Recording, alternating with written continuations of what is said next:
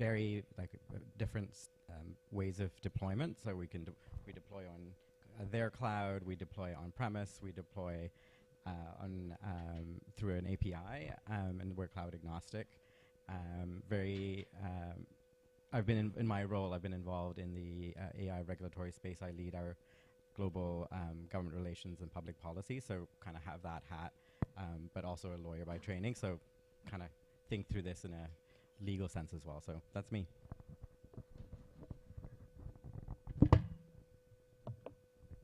Hi. Hello, everyone. My name is Mehket and we met. You can call me Mark.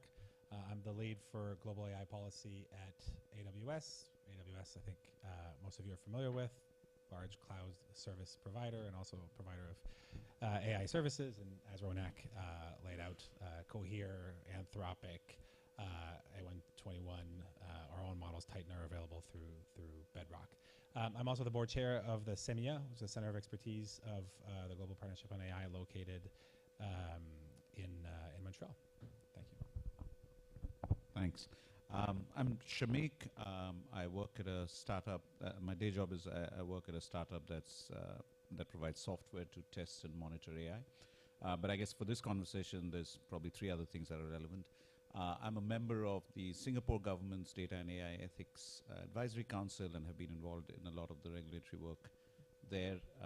I'm also someone who's been in the banking industry for a long time, so I do have prior experience of regulation of models, though not necessarily machine learning models.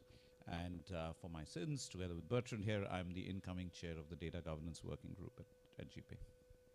Thank you. So let's jump right into the discussion. And I wanted to start by sort of taking stock of 2023.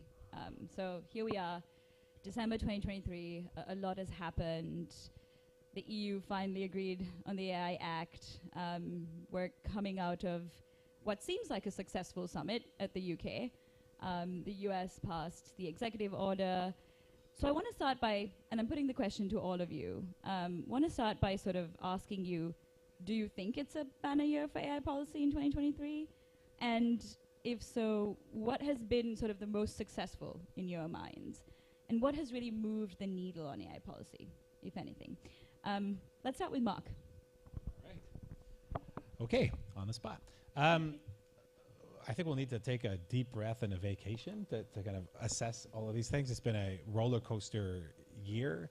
The speed at which we are kind of iterating on policy through these numerous different settings has just been incredible this year. I mean, it started off with a lot of work going into the White House AI voluntary commitments certainly for my team. And that, now feels like it was 5 years ago, but it was, I guess, late spring. From that, prepping for the UK Summit on AI, where they were taking those commitments and really trying to bring them to a greater degree of grounding, asking us, very precise questions as to how we were implementing those commitments. The G7 Hiroshima process, in parallel to that happening, which we were, very happy to see happen, because when the White House commitments came out, numerous jurisdictions came out and wanted to have similar types of commitments. We wanted to see as much interoperability as possible, and so we were trying to push towards kind of multilateral settings as being the right place to try to internationalize those. So that got to a finish point. And then in parallel of the UK Summit and GPay work, just that many more announcements. It's hard to, see a reasoned path that took us from A to B to C to D to E. I think a lot of different countries wanted to show leadership. Whenever you hear a politician say they're going to show leadership, there's going to need to be an announcement that comes after, and bureaucrats are going to have to work to create the underpinnings for that announcement. But now I think what's successful is we're in a situation where they're starting to kind of certainly make sense and to kind of each get their space. The UK AI Safety Summit really started with a very broad ambition that got very, very precise on frontier model safety. The G7 process really did its work at internationalizing the White House commitments. So I think we're getting a greater degree of clarity as to who does what in multilateralism. So that's success. And then the last thing I'll say is, I've been in this world for 6-7 years. I mean, we've been seeing each other at these settings forever. It's a circling plane that's slowly trying to get down to land. And I think everybody expects it to land now, but there's a ton of work to do. And I think we completed a few more of those circles and we're kind of getting closer to landing, but we're not there yet. Okay, a lot to pick up on there, but Ronak, love to hear what you have to say. Yeah, I was thinking about this because, as Mark mentioned, there's been a lot that has happened. Every week or every day there seems to be a new announcement. But how you measure success depends on like what you're looking at. And so when you're the question about where is the needle and what is the metric that you're thinking of? And I think that I was struggling with that in terms of, I think we're very early in the game in terms of understanding how to regulate this in a way that is meaningful but allows for innovation. But there has been like a lot that's happened, and so I think of the two camps as like soft law and hard law. And so on the hard law, of course, like the EU AI Act, Canada has ADA on the books. You have China, of course, has a lot of things on the books as well, and then you have soft law like the codes of conduct, the OECD principles, the EO in some instance. And I think the soft law is where I think the most success is probably going to be seen in the near term, because if you look at the codes of conduct, there are principles that are coming together, because one thing that's really important for a company like ours is interoperability. We understand there's going to be diverging models of governance, so there might be a prescriptive approach or a light touch approach, but you want to ensure there's a thread of principles. And so the codes of conduct, starting with the White House, the Canadian, and then Hiroshima, you see that line in the NIST AI framework. I think you see that in terms of adoption by industry and other players to understand what the guardrails are. So I think hard law, it's going to be a longer road, but I think soft law, we've seen good success in the start. Yep. Shamik, I'll have you. So I'll probably not go over the ground you've already covered. I'd just give two reflections. First is, on that note on soft versus hard, I think this was the year when it was clear that there will be a hard law version. And personally, even as somebody who works in a Valley startup, but one, I guess, with a vested interest in this, I do think it's a good thing, because work coming originally from a more regulated industry, which is banking, there is a very big difference between voluntary codes of conduct and knowing that your job, and as I was telling some of you yesterday, your continued existence in the industry depends on you adhering to the law, even sometimes going jailed or not depends on adhering to the law. I think that does bring a level of focus, and I think this year marks not the fact that it has been done, but marks the start of the process, that the genie's out of the bottle. There will be hard law, to use your phrase. I do want to say there is actually only one country in the world that has AI-related laws, and that is China. Canada doesn't yet have it on the books, nor does the EU. The only country in the world with laws on AI, although there are very specific laws around pricing and so on, is China. So that's one point. I think the second thing I would say is, I'm in a previous job as a person who handled data for Standard Chartered Bank, which some of you will know. It's across about 67 countries across Asia, Africa, Middle East, and US and UK. And there was a different set of requirements around data sovereignty, which we always expected there will be harmonized rules. For 7 years as CDO, I always expected there will be rules that will allow us to just do it in one way. It wasn't. We ended up doing hand-to-hand combat in India, in Indonesia, in China, between China and Hong Kong, not to mention between China and Taiwan. And the reason I quote that is I think we should be broadly prepared for saying there will be a bunch of, not just principles, a bunch of requirements that are reasonably common, but individual countries will continue to have differences. And I'm kind of almost putting a stake in the ground on the overall topic.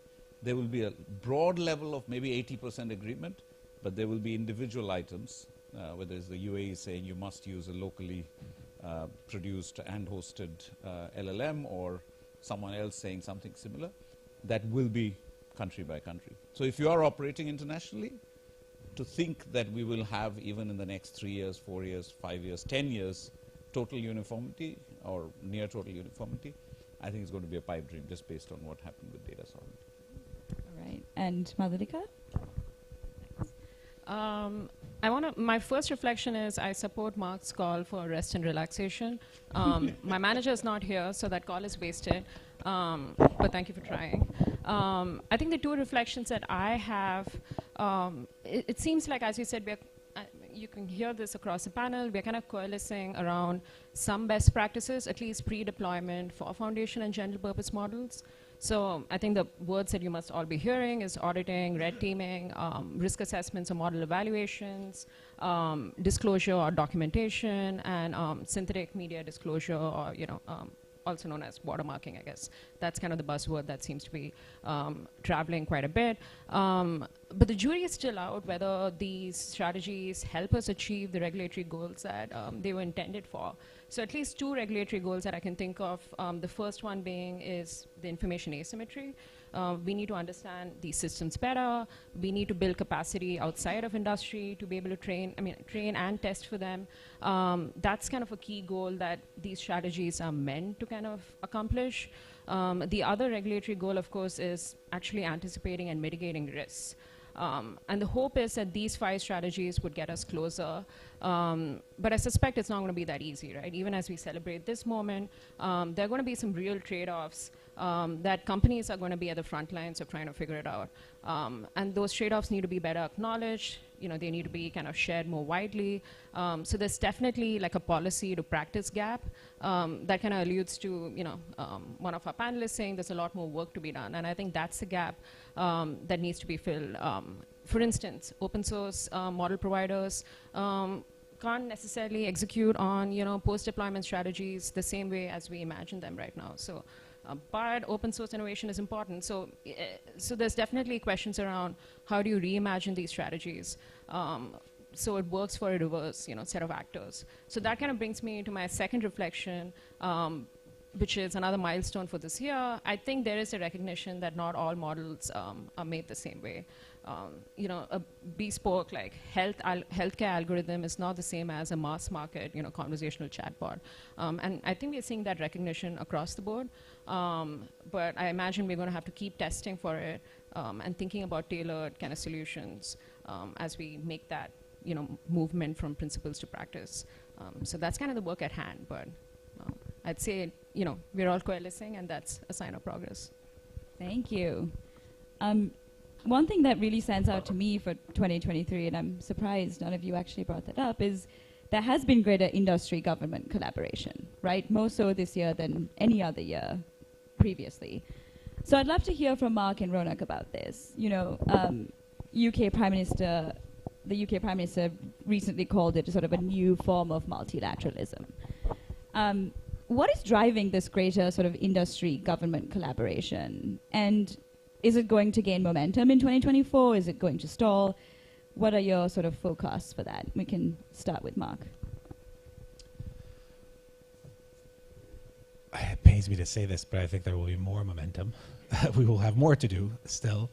Look, it comes from the fact that, to Shamik's point, I think nobody is questioning whether the end point is regulation. I think, the telos, the objective, where we're going is understood. Even in the format of the EU AI Act, understanding kind of what the values embedded within that has been kind of largely decided.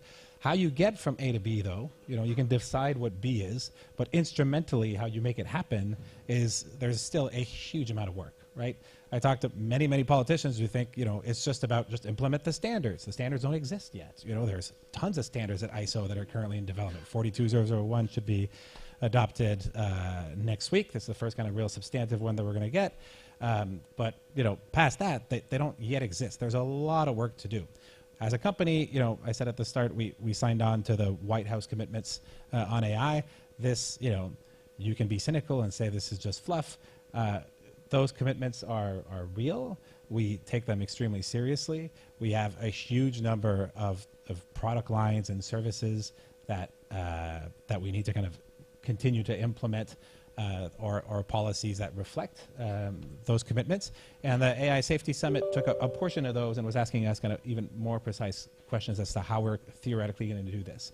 We have to develop an internal view as to what we think is the most practical way of getting from A to B. You know, different companies are going to have different takes on what red teaming means, for instance. Different external stakeholders to the private sector are going to have different takes on that. So when we are called upon to say, okay, well, you're going to have to do red teaming, if we see something that we think is just completely impractical, we're going to flag that. Or if we think there's a way that it can be done really efficiently, we're going to try to say that too. And I think a great example of that was on watermarking. I mean, we haven't gotten to full endpoint of how you have a regulatory ecosystem around watermarking, but between the call in June for watermarking, I mean, we made our announcements on watermarking a couple weeks ago. Meta made their announcement on their watermarking solution. I mean, the solutions came, right? So I think we're going to see more and more and more of that as we get closer to that, you know, point B, the end point of kind of the hard regulatory structure. Yeah, no, and I think I sadly agree that it's going to be even a busier next year of collaboration between government and industry.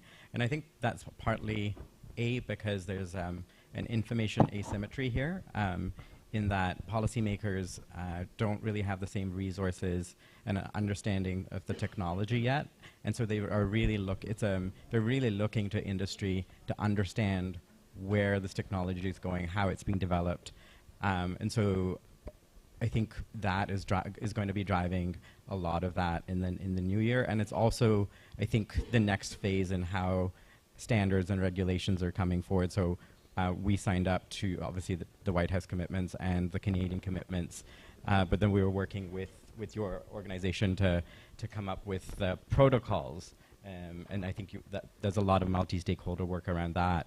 The US AI Safety Institute has started the consortium, and that is really a multi-stakeholder approach. But I think it should not only just be industry and government, it should be a little bit more diverse, and so having civil society come in as well. And I think the UK AI Safety Summit saw that initially there was not as much representation from beyond industry, but I think once it came through, there was better representation. I know your organization was there, and so I think it's going to be a lot of multi-stakeholder collaboration over the year. Thank you. I'd like to move on to talking a little bit more about risks. And I'd love to pose this question to Madhulika. So I think something that we're seeing happening over last year was really the emergence of very distinct groups of people who looked at risk very differently, right? There's this group that is really concerned about existential risk. There's another group that's much more national security focused, another group that's sort of more rights-based, human rights approach focused. What do you think is driving sort of these different groups' concerns? And where do you specifically fall on these risks? I have a feeling people are glad on this panel that I'm the one taking that question. So my insights are derived purely anecdotally. So I led a process, as Ronak mentioned, where we brought together individuals from over 40 organizations, including the Future Society, and co-developed a set of protocols or guidelines for what foundation model providers might need to fulfill to be able to deploy their models safely and responsibly. So in that process, there was a real opportunity to work with people who think about risks in very different ways. So of the three kind of groups you mentioned, I think the national security group perhaps is more crisply defined. They're more concerned about risks around adversarial misuse and escalation, and thinking about technology as a tool for defense or intelligence. So I'd almost kind of set that aside a little bit in those groups that you mentioned. But the existential safety and the rights-based or ethics community, I think that's a more interesting kind of case study, because I think these two communities are epistemically very different. I don't think we should minimize how these groups view risks. So I almost think about, in my conversations with people who think more about existential risks, they're more concerned about, more advanced AI They're more concerned about, capability jumps and, what's the progress going to be like in the field, and trajectories of the technology, this notion of AGI, or artificial general intelligence, that there'd be a system that can perform a lot of human level or exceed human capabilities at different tasks. And in my conversations with people who care about rights-based kind of solutions, they're thinking about risks, but typically risks in the present. They're not thinking as much about capabilities or capability shifts or advances, but they're definitely thinking about existing levers for corporate accountability that are already enshrined in existing law, like anti-discrimination or antitrust. So I feel like the answer is kind of triangulating all three. Because when I go into conversations where it's only people from that community, it's either risk capabilities and not talking about corporate accountability, and in other rooms it's thinking about risks and corporate accountability and not thinking about capability shifts. So it's a bit of a middle of the road answer, honestly, but it is true that we need more grounded kind of foresight. And we can't entirely be dismissive about advanced AI, and also we can't kind of ignore existing law in the books that can be used to think about how to mitigate some of these risks. So the answer is kind of this triangulation, and I feel like every time we keep missing that triangulation, we hit 2 out of 3 or 1 out of 3, we are going to not be talking to each other. We're probably not really speaking to each other as well. So I think I'm seeing that triangulation happen. We are one of those efforts kind of focused on that. But I think there needs to be a lot more momentum. And one kind of interesting aside is, policymakers are kind of trying to regulate across the board with new regulation. And that's hard. That's thinking about technology as a dual purpose technology, as a more advanced technology. So there are going to be unintended consequences around a lot of regulatory proposals. Things like perhaps licensing, which has gotten a lot of interest this year, that model providers get licensed, frontier model providers specifically. We need to think about timing. Perhaps it's premature, perhaps it's not premature, and that could have unintended consequences on competition and user choice. So yeah, I wouldn't minimize this difference of views between these communities. I think it tells us a lot about just how hard it is to anticipate how this technology would evolve and be adopted. I think we're going to save questions.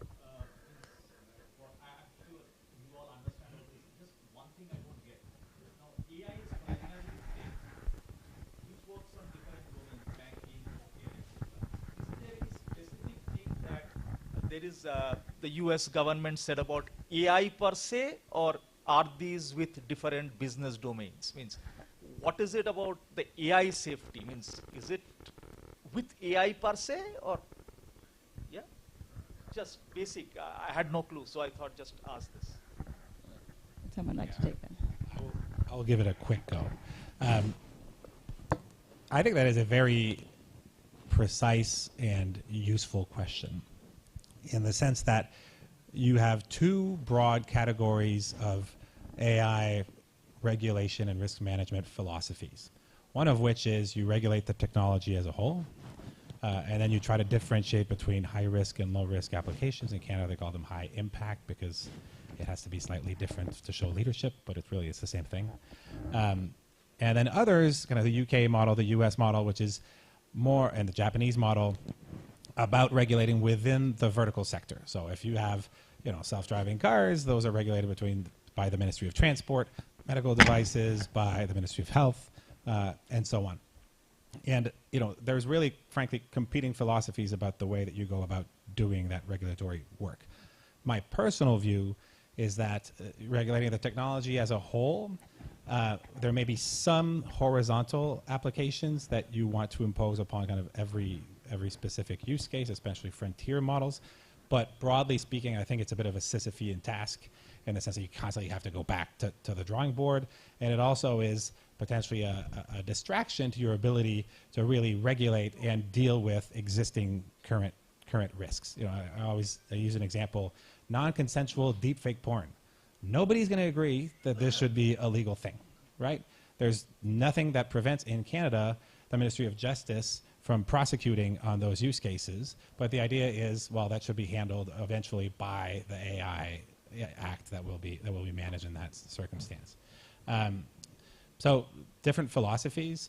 On the frontier model question. It's more about the belief that there will be risks associated with next generation capabilities, and the proxy that has been chosen as a kind of temporary placeholder for that is essentially a flop level. Like 10 to the 26 flops is going to be the level above which there may be new risks. And so the idea is to impose a certain degree of control over models that are being trained that would be above that threshold.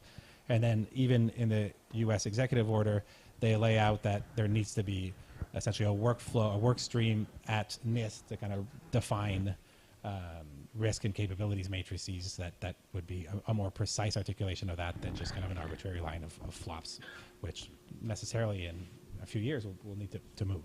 Right? Maybe I was going to make a different point, but it actually aligns to this. I actually don't think there are three schools of thought on risk. I actually think there's a fourth. It often gets missed because when you talk about AI-related policy, I'm used to thinking of industry as everybody except the technology companies. Because the technology companies, whether they're foundation model providers or cloud service providers, are ultimately the tool providers in the vast majority of cases. Not everywhere. You do have Amazon having its own business or Netflix having its own business, etc. But if you ignore that, if you think of banks, of insurers, of pharma companies, of healthcare companies, the number one risk, honestly, inside all of these is not existential. It's not about fairness. It's actually about, does this thing work in the context of what I'm trying to do? So in the banking industry, with the gentleman, thank you, Joanna. In the banking industry, the gentleman with the cap, I've been in banking for 20 years and presented to Basel Committee, been part of regulatory bodies in there. There's actually almost zero worry about AI. There's a lot of worry about individual, if I'm going to use any kind of automated recommendations for investment management, how is that going to sit against an existing obligation, which is you cannot recommend an investment to somebody that is not appropriate to their risk profile. So I don't care you are using an AI or an intern or anybody else, right? What I care about is that the person who's giving you that advice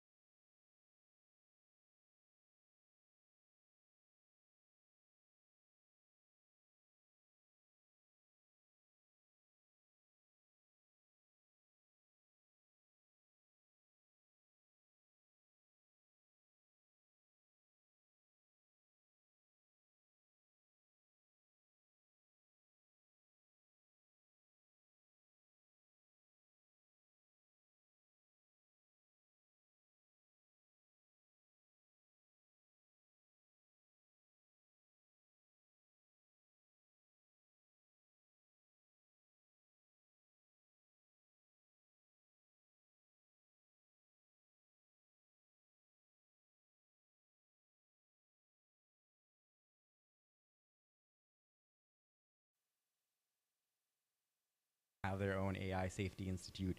Each country wants to write the IPCC report for the world. And so it's that kind of fight between multilateralism and sovereignty that we're also just seeing play out in this arena at this moment in time. And I have no sense of where that's going to land, even just understanding whether the G20 is going to be the forum that runs a lot of the AI work, or is it going to be the UN? I think they're still up for debate on that. But I think what the other point is, politicians were caught off guard, and so their urgency was from, we need to regulate ChatGPT. And I don't think they've actually understood completely the application. Like ChatGPT or direct-to-consumer is going to be a very small part of how AI is actually deployed. And we're an enterprise company, and we see lots of enterprise use.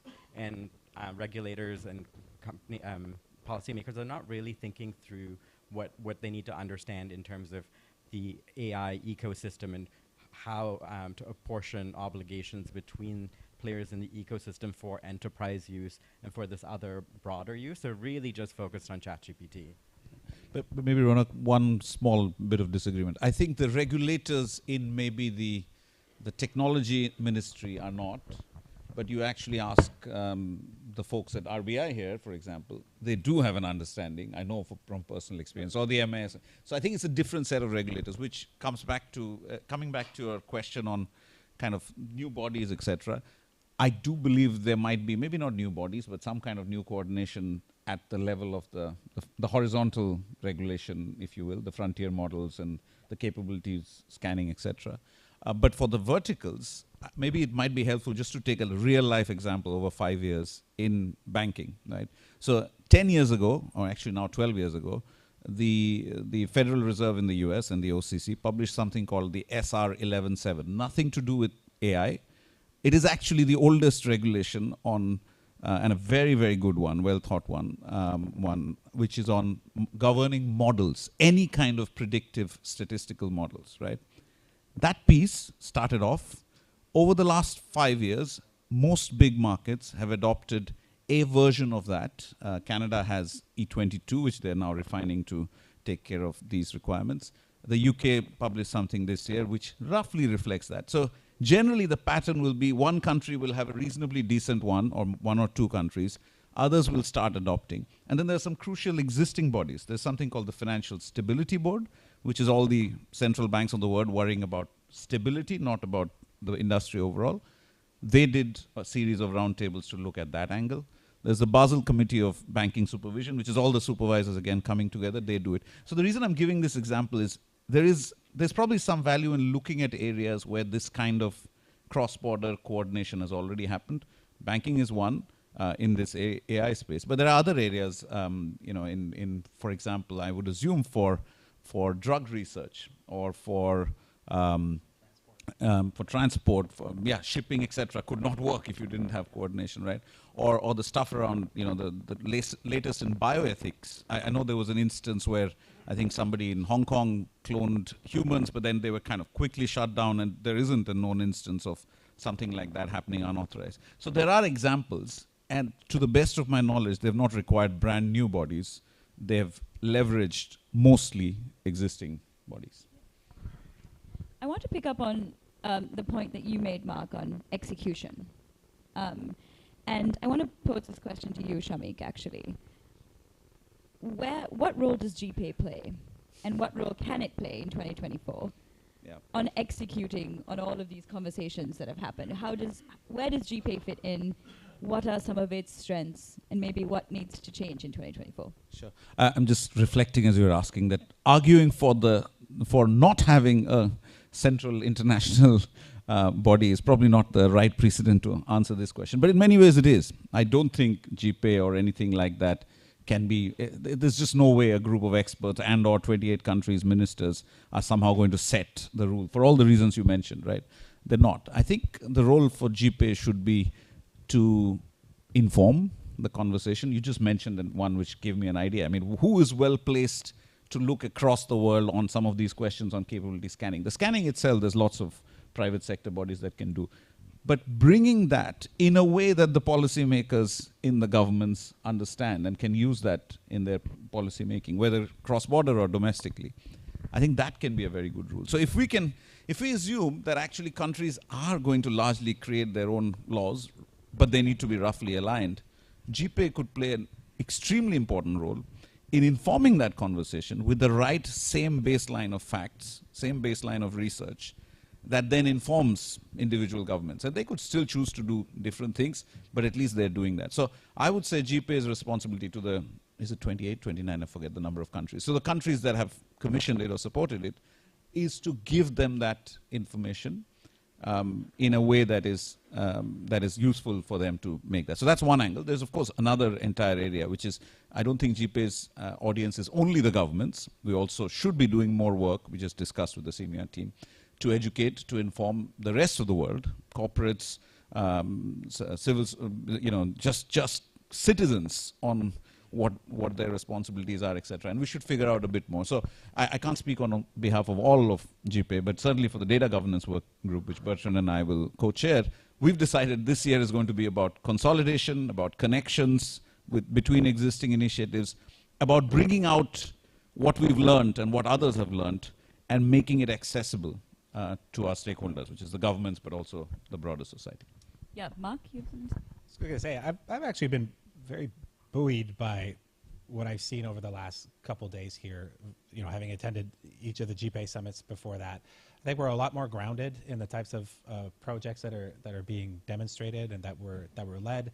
We're seeing a lot more precision, and I think that's a reflection too of where we're at kind of in the global kind of regulatory and risk kind of conversations. We're not having kind of a broad philosophical conversation. We're going to need to map these capabilities in risk matrices. We need to understand what could replace the flops threshold. We need to have a better definition of what red team, internal or external red teaming means. I mean, some of those work streams are happening in places like NIST and in the standards bodies, but there are other projects that come from these types of questions that are brought about by how quickly we're advancing on the regulatory front, for which I think GPay is and Semya are super well set up to be able to iterate quickly. It doesn't mean you need to have everything be consensus-based. This is not about getting all members of the UN to vote and to agree on a thing. It's about getting projects out the door, ideas out the door, and to put those forward to various regulators. It could be in the agricultural space, it can be in a different sector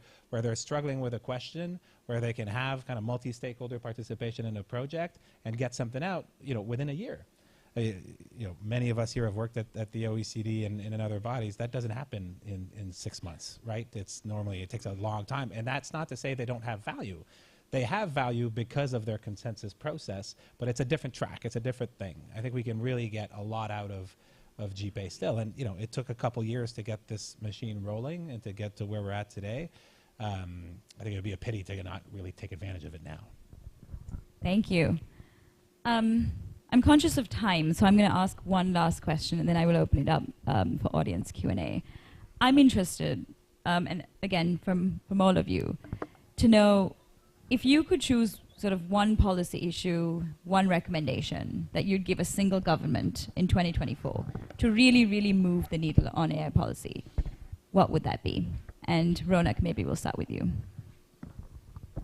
It's less of an issue in terms of policy, but I think it's policymakers should be mindful that they need to resource a lot of this properly. So when I put my privacy law lawyer hat on, I remember when GDPR first came out, one of the struggles with a lot of the regulators was they were not resourced properly. And this is going to take a lot of technical resource and money to do a lot of this work.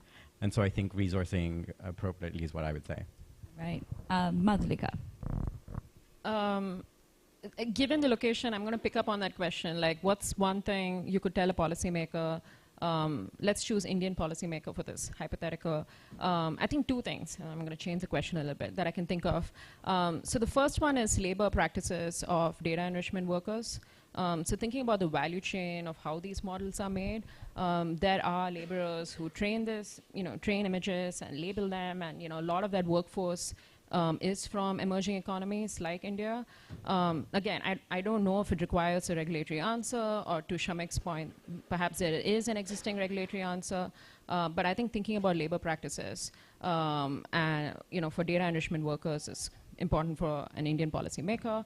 Another one that I can think of is tracking the conversation on governance of compute.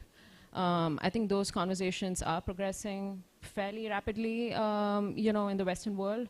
And I think there should be real questions around, are there unintended consequences of restricting compute too early? What would it mean for a country like India to have access to compute?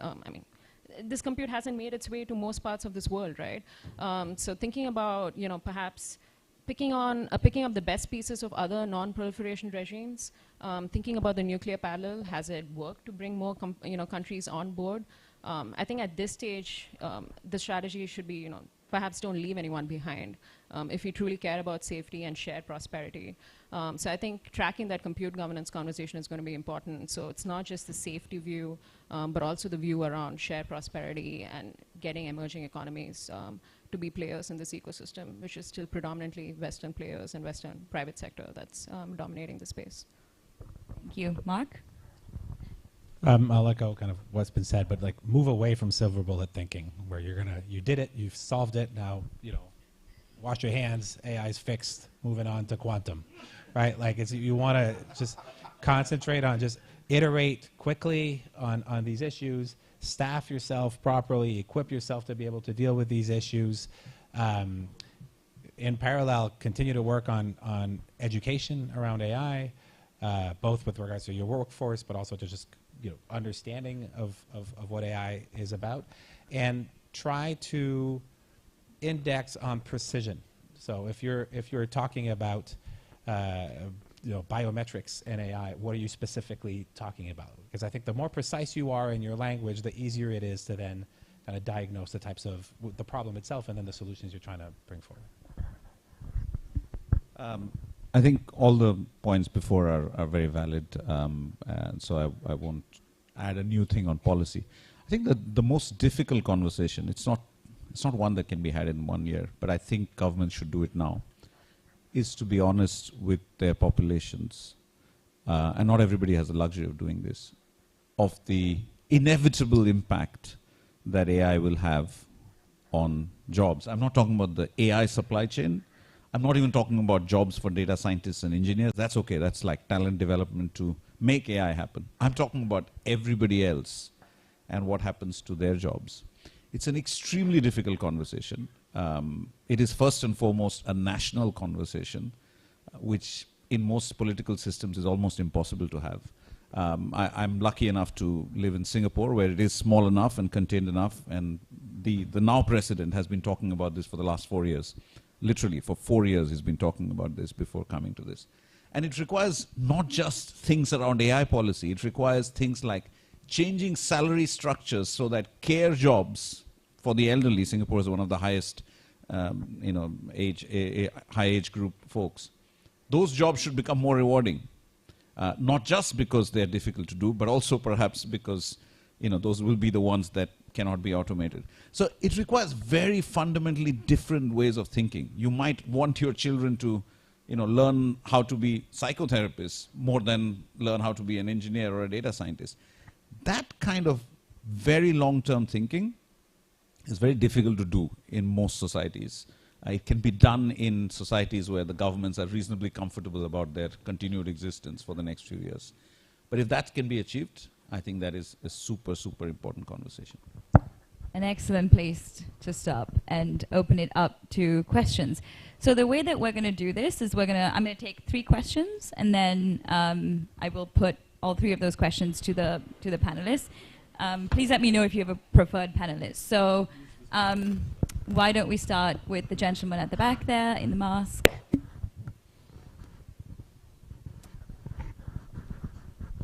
So one of the questions you asked about our existing institution enough to cover all the risk.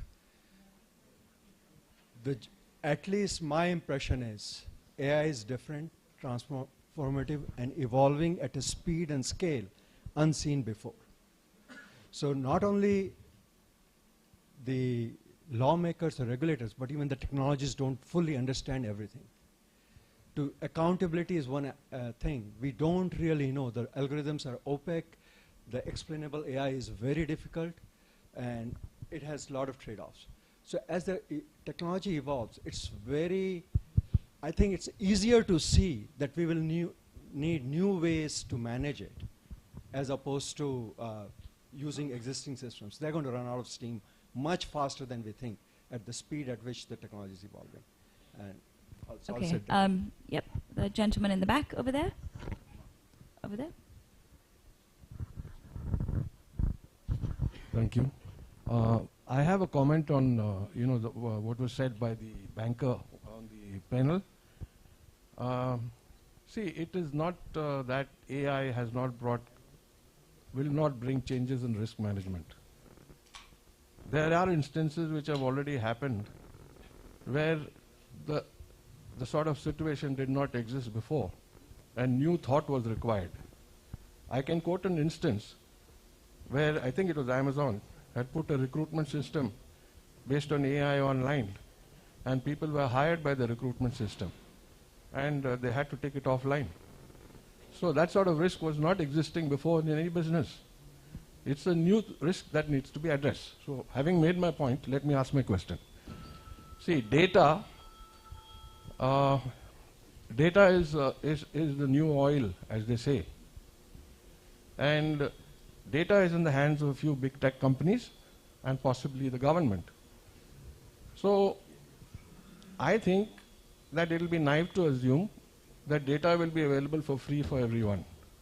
Because if it's going to be the petrol for your profits, you're not going to share it freely. So what I'm trying to understand here, my question is, how free is data going to be, let's say 5 years down the line? How do you see it? And where will the pushes and pulls finally settle? Okay, one last question. The lady in the back there.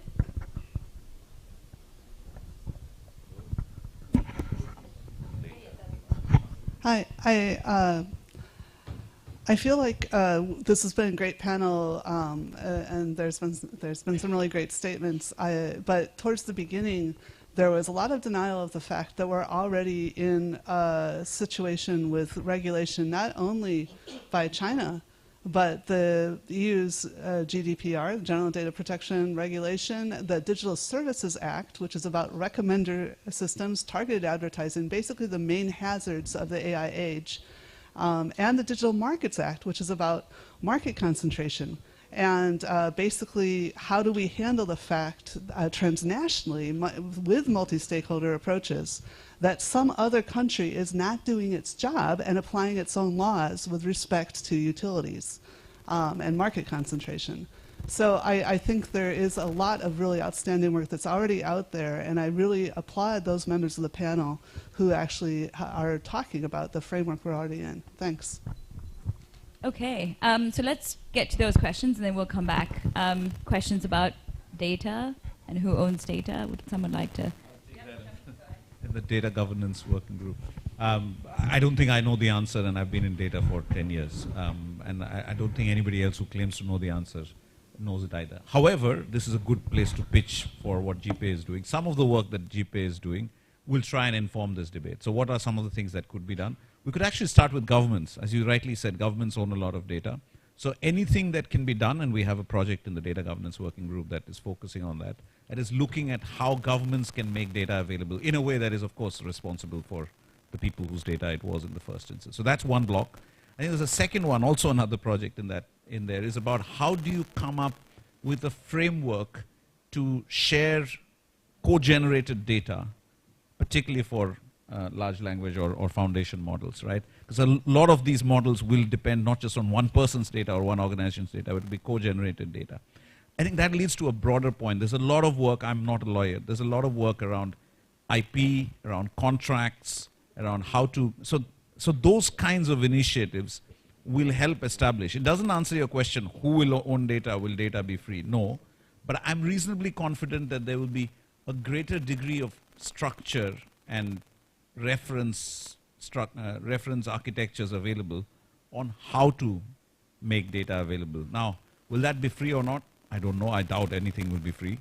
Certainly not data. But I think we'll all know a bit better if we say, I want to build or use a model that has a need for this kind of data. How do I go about using it in a way that I don't break the law, that I don't harm people? I think we'll have more structures and regulations in place, or maybe not regulations, more structures in place by then. I have 2 points on data. So one, we have a project. So we have Cohere for AI, which is a non-profit research lab that we run, and we are doing this open science initiative where we are working with, I think, 2,300 collaborators to create a large language model that's open sourced, which is multilingual.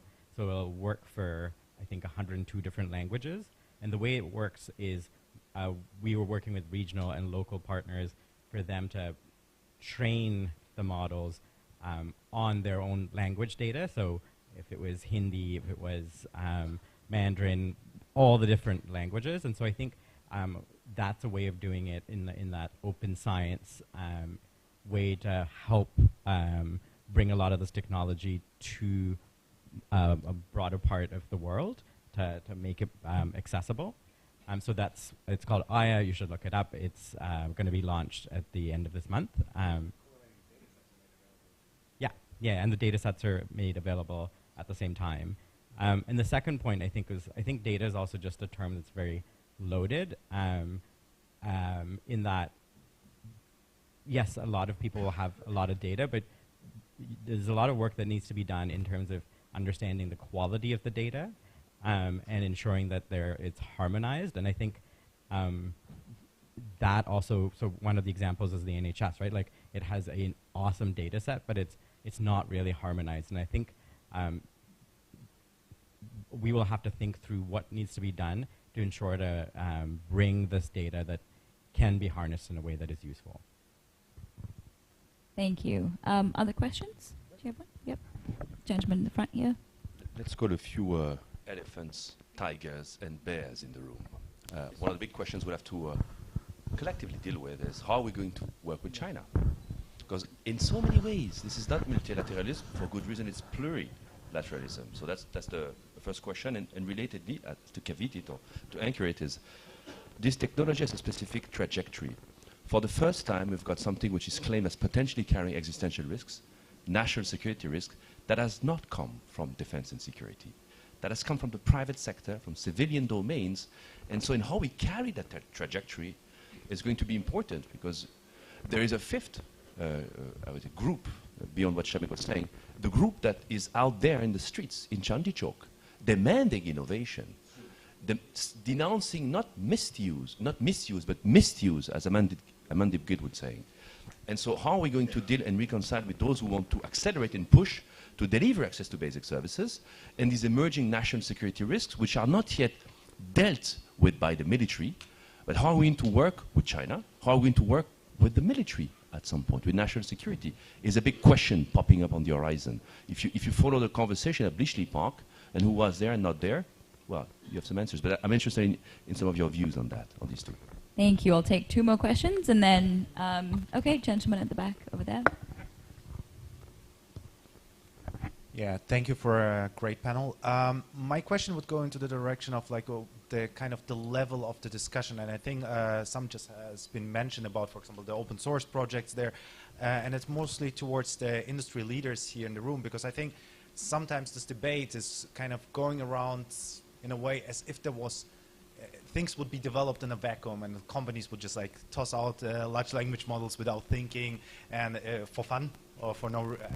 And I just wonder why we don't talk more about, you know, existing benchmarks that are being used in academia and in research to actually talk about quality and measure quality in an objective way. Why we don't talk also about the benchmarks on bias, on trustworthiness. I mean, and you know, you can say a lot about benchmarks and how we use them and which are better than others, but it is as if, I mean, there are quality standards by which these technologies are developed today, and I just wonder why we are not bringing them up into the policy discussion, maybe not on the completely technical level of understanding each of them and, you know, what an accuracy of whatever means, but acknowledging that there is actually a quality assurance process in the development of this technology and bringing this into the policymaking process. Okay, one last question. The lady over here, front.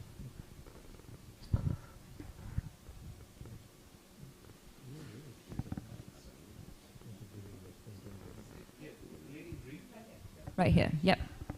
Thank you. So, great panel, guys. And I just wanted to reflect on what my colleague here said. And I feel like the theme around all of the panels I've been to for 2 days now, it comes back to regulation, right? He just spoke about quality assurance, standards. He spoke about weapons of mass destruction, standards, regulation. I feel like there should be some sort of a concerted effort for AI to be regulated in the form of a soft treaty for now. And I've been calling for this for years now, since 2016, under the Obama administration, because we don't understand the extent to which AI will affect all of us, every single one of us in this room. We keep hearing reoccurring themes.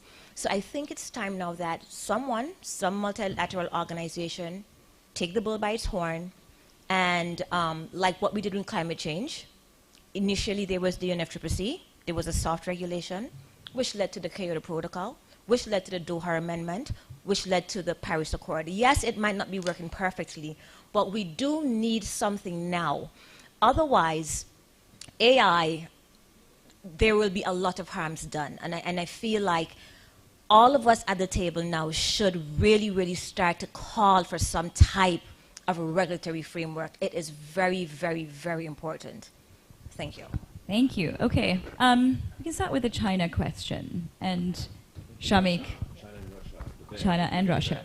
I'm not sure I'm qualified to talk about Russia that much, but China I am. I am now Singaporean, and I think there are ways around engaging China. And I think this is a great day to talk about that, because yesterday we had the climate outcome, yesterday or the day before, I forget, which was a big part of the success behind that was that the US and the Chinese governments had discussed many of these things in advance. So the reason I mentioned that I'll take this is I have actually spoken in Singapore, which is often seen as a neutral venue for this, and kind of there's a Shangri-La dialogue for defense, and they've been trying to replicate that for AI as well. And I don't think there's a very different position, honestly, on the things that matter. There is no desire in China, from whatever I've seen, of having algorithms that take over the world, etc. There are, at the margins, they will focus maybe less on individual human rights and more on harmony in society, but for the most part, I would say the big existential risk, from what I've heard from the actual AI safety community in China when we met them in Singapore, they are commonly aligned. So I think it will happen, probably not with all holding hands, but I'm not sure there's that much of a disconnect. This I say just from personally meeting many of these folks. Yeah. You want to take the big tech question on standards? Yep. Question on standards, Ronak? Well, I mean, standards are in development. I think, frankly, I can speak for my company, I can't speak for everyone else, but we're very much looking forward to having objective external metrics against which we are measured. I mean, it's not like we don't take our work extremely seriously prior to rollouts, and I think another kind of tool that is currently being put out there by ourselves and by other companies are model cards or service cards, depending on which one you're talking about. There is no common understanding yet of what should be in a model card. Now, I'm not saying there are no proposals as to what a model card should look like. There are plenty, but everyone is coming with their view as to what they think should be in a model card, the right level of abstraction of information that should be provided versus detail, et cetera. What you have now, for instance, in the Canadian bill, there's a requirement for model cards prior to deployment of any foundational models. That will require in regulation that accompany the Canadian bill, if and when it passes, a definition of what the actual model card is, right? And I think people are coming at it, I can speak for ourselves, like in good faith to say this was our decision tree. This is how we decided what should be in a model card. This is why we decided this shouldn't be in a model card. And then have that conversation with the regulator. And I'm sure Google has a different take, and others in the civil society will have a different take as well.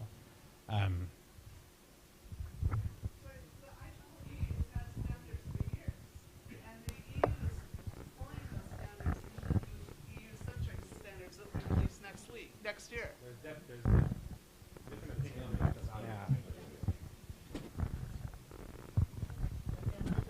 Yep.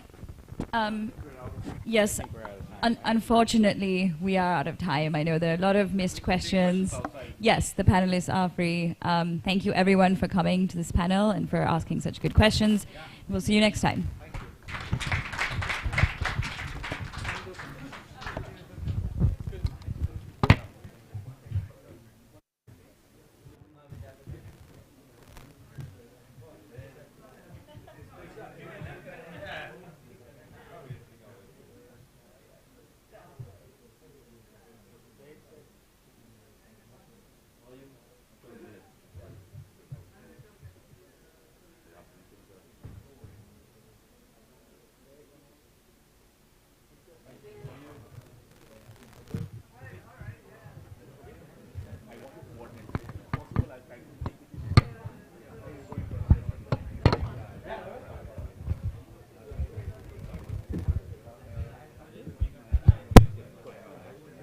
अरे तुम्हारी speaker से आ रही थी यार मैं यहाँ तुम समझ जाओ अपनी बात अपनी बात मानते नहीं तुम बातें क्यों नहीं उसको अगर अभी बूट करके आ रही है बोल इस माइक से चेक चेक बंदी कर रहा है वहाँ पे जब आ रही तो उसकी आ रही है तो मैं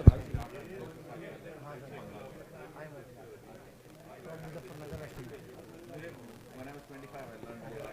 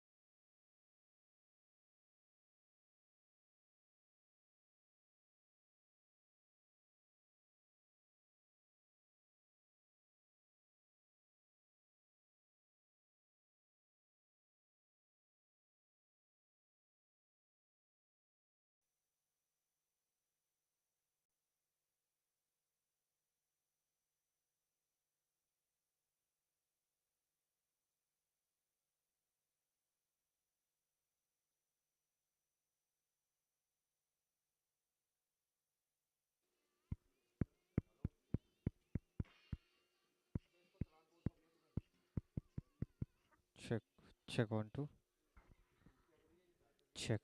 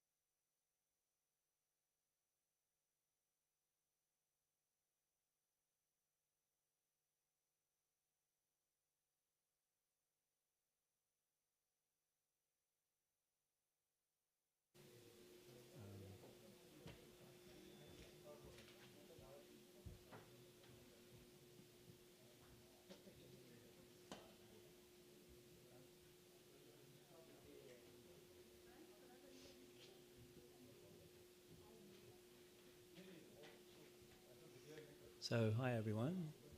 So, as you might already gather, this is a lot more informal, this session, and we just want to talk to you basically. And what we're going to be presenting is an idea at a fairly early stage of formulation. We're working on pilots. How long have we been working this for? 5, 6 months. Yeah, maybe 6 months. And so it's quite new. So we'd like your thoughts on it. And it's a project where the implementation process is happening in India, so it's fantastic to be able to present this in India. So we have 4 speakers. I'm Ali Knott from Wellington. We have Taparabata Chakraborty from UCL in the UK. And we have Professor Sudhbadip Basu from Kolkata. And we have one other speaker, Tanvi, who's going to be arriving a bit later. But we'll get started in the meantime. So if you could put the presentation on the screen, please. Yeah, so the title here is there a way to democratize harmful content moderation in social media? So here's the first question. What do you think about this? Do you think that AI is infrastructure? We've heard a few people talk about infrastructure. I've heard infrastructure, in the mouths of politicians, and we've heard infrastructure being used by a few speakers. And what do you reckon? So that's what infrastructure is. There's the definition of infrastructure. It's the basic systems and services a country needs in order to function. So there's old-fashioned infrastructure, which is roads and kind of like sewage systems and what have you. And then there's newer stuff like the phone network is infrastructure, right? And then there's very new stuff like the internet and fiber and stuff like that. All of that's infrastructure, no question. Question. Before we carry on, infrastructure, some of it is publicly owned by the government, for instance, and some of it is in private hands. So, for instance, you can have a little piece of the road network that's created by a private company and charges tolls for use and stuff like that. So infrastructure can be private or public, no question. Sometimes it's a partnership. So there's my question really, just to start with, just as a way of going to get you thinking about this. So is the current AI world, does that have any kind of, is any of that part of the current infrastructure, like the water that you run through the tap? So that's my question. So where this social media governance project in the Responsible AI Working Group from GPay, and social media is an interesting place to look because there's an enormous amount of AI in social media. It's basically a giant AI system. It runs on AI. So that's an interesting place to ask this question because 59% of the world's population uses social media. And this is a stat I put in the presentation I did on Tuesday. The average user of social media spends 2.5 hours a day on social media. Is that you? Yes, it's him. Hands up who spends 2.5 hours a day on social media. That includes like YouTube, Twitter, TikTok, hands up. Yeah, okay. Oh, yeah, okay. So, okay, we're not quite representative here. I mean, I don't know, maybe this statistic is wrong. Who knows? But there's a lot of people using a lot of social media, and it's a little bit like the water that you run out the tap. Okay, AI systems get used in social media, and I'll mention a couple of them, just to sort of set the stage. So recommender algorithms are the thing that decide for you what you get in your feed, like what comes into your Facebook feed, for instance, or your TikTok feed. What those systems are doing is learning the machine learning algorithms. They learn what you like because they learn what you click on. They learn how long you look at something or how long you hover your mouse over something. And then they give you more of that. And they do that because they're optimized to maximize the engagement of users because that's the business model of the company.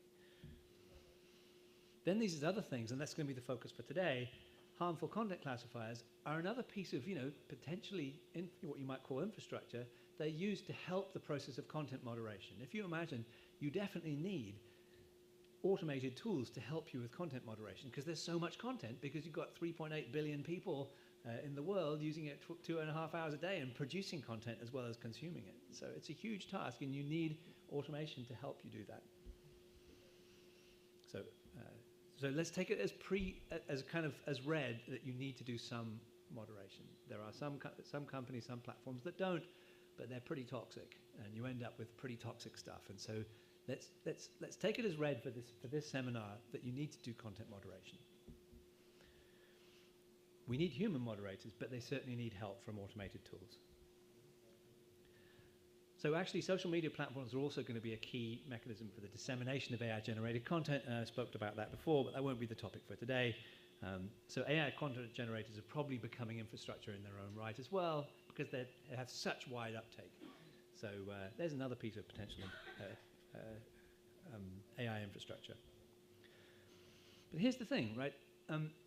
If it is infrastructure, then potentially the public needs more involvement, more agency in what's happening, because that's the way it is with other infrastructure.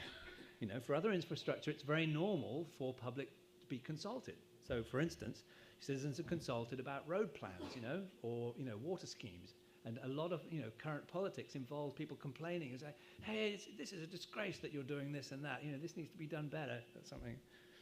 And citizens vote, right, on the governments that decide on infrastructure contracts and decide how infrastructure is rolled out. So why shouldn't it be like that for AI, for instance, in social media, right? So there's two things, like citizens need to know more about what AI systems are doing. It's partly a matter of transparency and public knowledge. So for instance, we are working on a proposal to increase transparency about AI-generated content that you would have heard a little bit about if you were in the generative AI session this morning. And we're also working on transparency about the effects of recommender algorithms. If they're optimized to maximize user engagement, does that also push you, for instance, towards harmful areas of content like pro-anorexia or pro-suicide or political polarization and extremism? Those are all questions that we need to know about, so we need to know more. But the other thing is that we need to participate more. We have the right to be more active in deciding how this stuff operates, basically, how it's designed. And that's what we're going to be talking about today, this idea that there's something you can do to make the process of training AI classifiers more democratically grounded. So that's the topic we'll be thinking about in our session. So just one other point to say. So democracy is this very interesting thing. We've heard so much. I mean, I've been listening for it because I knew that we were going to be doing this presentation at the end of the conference. But lots and lots and lots of speakers have been talking about the need to democratize AI in many different ways, sometimes to do with accessibility. And we're talking here about participation in the design or co-designing of how the infrastructure systems work. And our particular focus, this is a very technical focus, is on the creation of training sets in use of sort of infrastructural AI. So we're thinking specifically about harmful content classifiers in social media platforms. We'd like to know, how can the public be more involved in the creation of those things? So just a little bit of a preamble about harmful content moderation. So we've taken it as read that this is a bit loud. Can you turn it down, perhaps? It's a bit echoey. Can you turn it down? Can you turn it down a bit? It's a bit echoey. Thanks. So social media platforms need some form of content moderation to keep them safe. So that's censorship, right? That's what we're talking about. Let's not mince words. Minimally, okay, countries' jurisdictions often have laws about content. You're not allowed to display this sort of content. It's just unacceptable. And so there's a law about it. And those laws have to be complied with already. But beyond that, there's this really interesting area of lawful but awful content, what you might call borderline content. It's not bad enough to be removed outright. It's not illegal, but it's still nasty, and you might want to do something about it, to keep your platform sort of healthy and safe for your consumers, for your customers. So content moderation processes, as I've already said, you need to involve not just humans. Humans can't do all the work. There's just not enough humans. They need help from AI content classifiers. So classifiers can identify content for moderations to consider, for human moderators to consider, and just shortlist stuff and flag it and sort of give them a shortened amount of work. Or if the content classifiers are really confident, they can also just do the work automatically without any human loop in the loop at all. So the interesting thing about moderation of content in social media is it's very different from newspapers. In a newspaper, if you're an editor, You either run the story or you don't. You have this very discrete choice, right? And you have that choice also in social media, and that's the same as in traditional media. But there's other things that you can do as well. For the stuff that you leave, there are new options, much more subtle options that don't exist in conventional media. So you can choose to downrank an item in the recommender algorithm. So the recommender algorithm doesn't disseminate it quite as much, or it doesn't come quite as high up in the list of the content feed as it would otherwise have done. You sort of push it down a bit so that people don't see it so much. But the cool thing about that is that it happens on a continuous scale. You can choose to downrank just a tiny amount and have a very subtle moderation influence. Or you can choose to downrank a whole lot to the point when someone's never going to see it because it's too far down in their feed. So you've got this very flexible, continuous moderation tool that it doesn't exist in mainstream media at all, and that we can make as much use of as we can. So, to come to the issue that we're focusing on, there's this issue of how content classifiers work. And we don't know enough about that because companies don't tell us very much. So it's a transparency issue. So companies all deploy content classifiers to keep their platform safe. And that's great. We applaud that. But censorship is this very fraught question. It raises all sorts of difficult issues because it's an issue of free speech. Whenever you censor it, you're sort of like, deciding that someone's free speech is going to be curtailed or someone's freedom of expression is going to be curtailed. So it's a serious decision to censor. So we'd like to know how that works. How are the decisions made? And at present, companies don't tell us very much about how their classifiers are built and trained and how well they perform. So here's our suggestion. We think that some of the processes that are currently taking place inside companies, rather behind closed doors, could be brought into a more transparent public context so that they happen, with more transparency, more public accessibility. So our focus has been on classifiers for hate speech, and our pilot is going to be on that topic. So what we really want to know is a couple of things. How are the training sets for these classifiers created? We'd like to know what the methods are. Who are you talking to? Who are you asking? What annotation schemes are you using? And secondly, how well do these systems work? It's quite remarkable, actually. We don't know what the evaluation performance is for these systems. Like, if I give any student an assignment to build a classifier, the first thing I do is hold back some training data, and then I evaluate the classifier by running it on unseen data held out from training.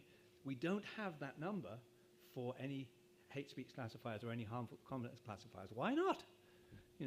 Why don't they do the same evaluation processes as we apply in our AI education or in any academic AI paradigm? Why is it so different? Does this make sense? Yeah? Yeah, you do. Okay, just checking. So here's our proposal. Some starting principles. Decisions about harmful content should involve democratic consultation. They shouldn't be made by companies. They should somehow be farmed out to the citizens of a country, wherever the content classification is happening. Here's another one. This may be a bit more controversial. I'm not sure if you like this. I got a couple of no's already. So I put it out here for discussion, right? Arguably, what's hateful is not something you decide inside a company. Is this more hateful than this?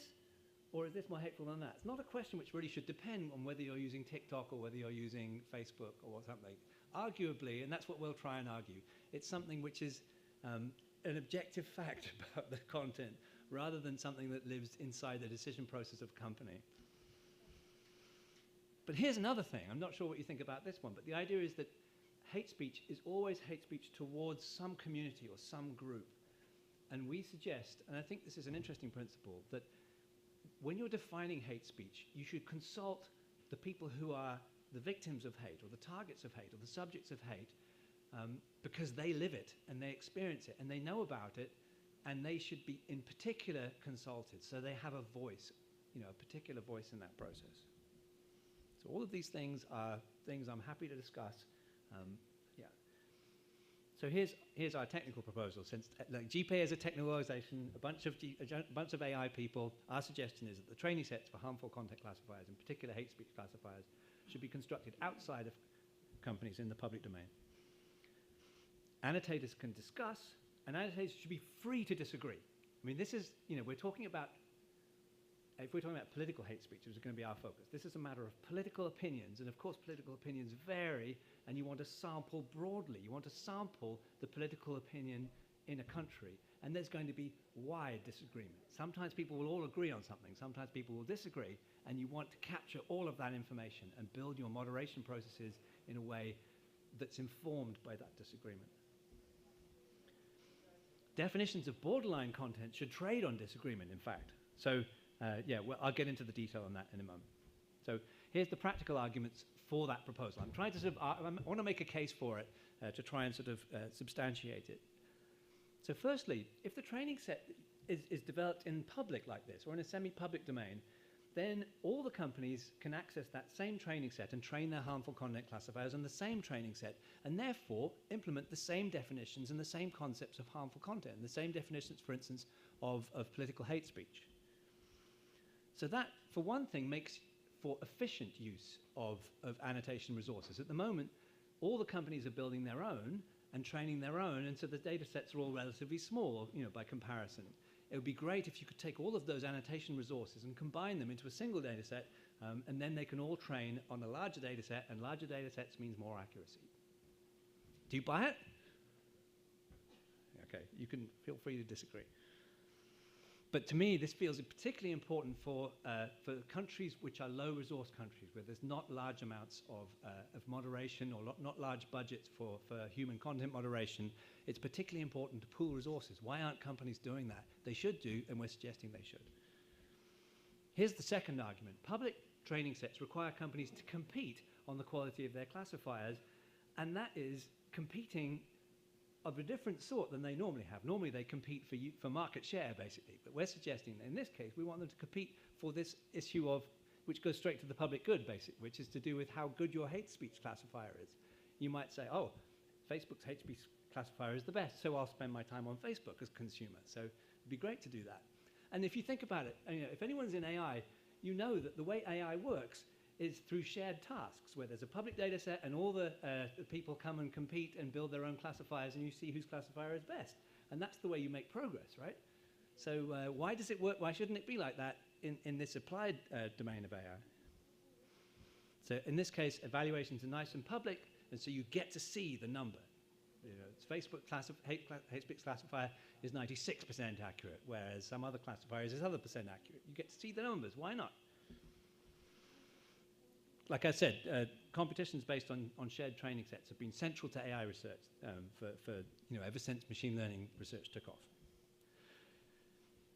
Here's another thing. So an annotated training set provides a far more detailed definition of harmful content than a textual policy statement. So you can define harmful content in a paragraph of text saying it should be thus, and it's like this, and it looks like this.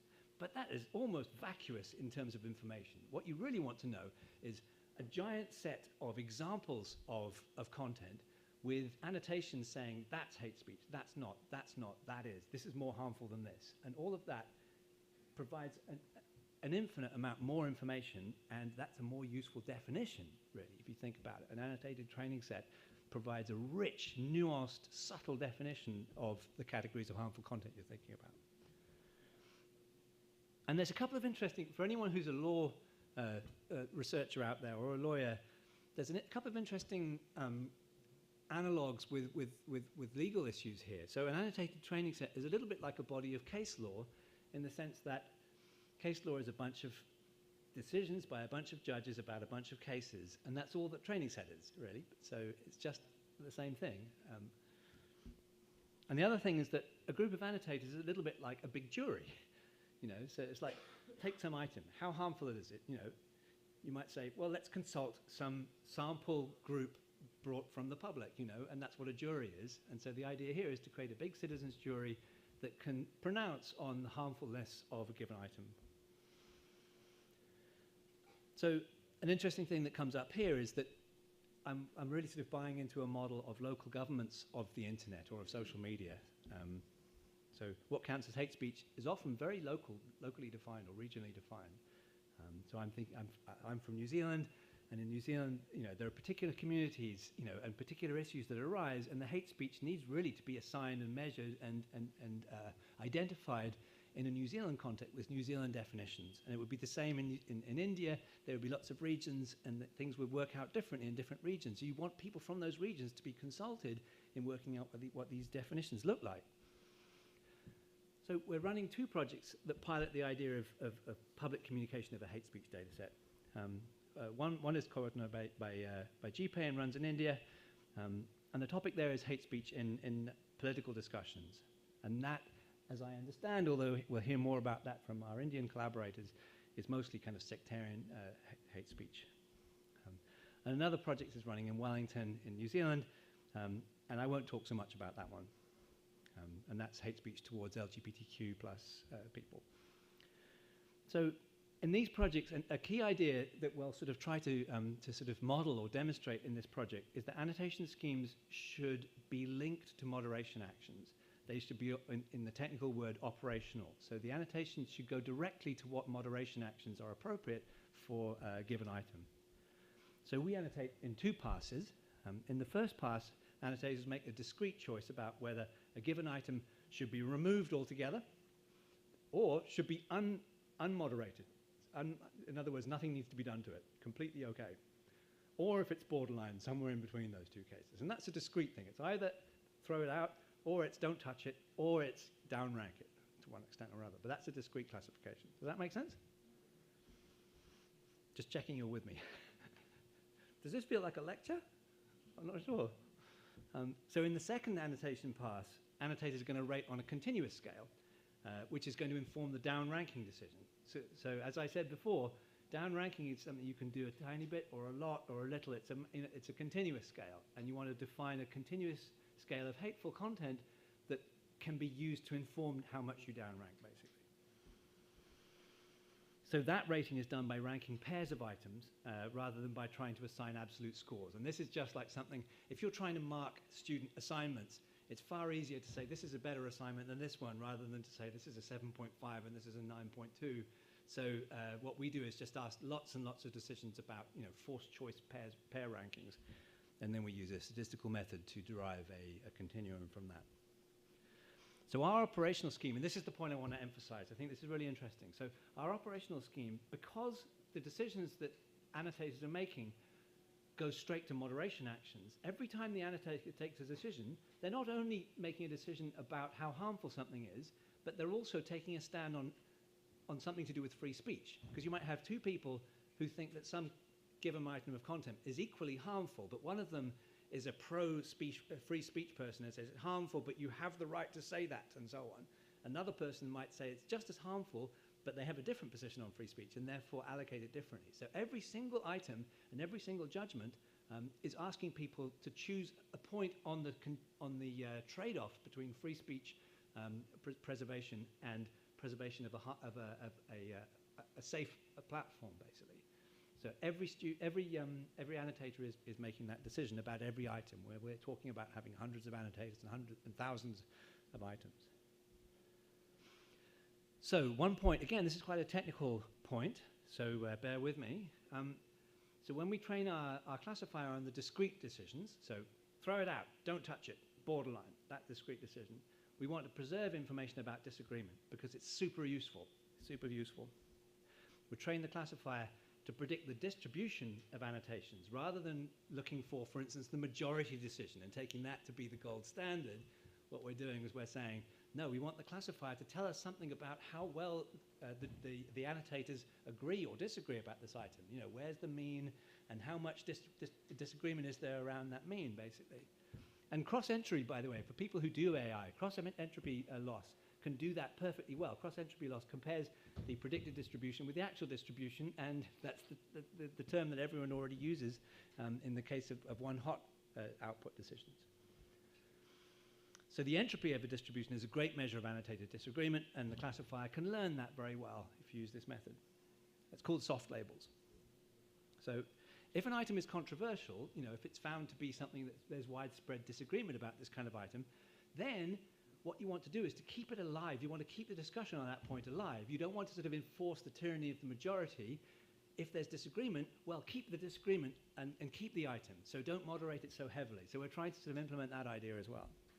These are all ideas which kind of they interestingly mix kind of technical ideas about AI and machine learning and training and stuff like that with ideas about how to govern a pluralistic information exchange system.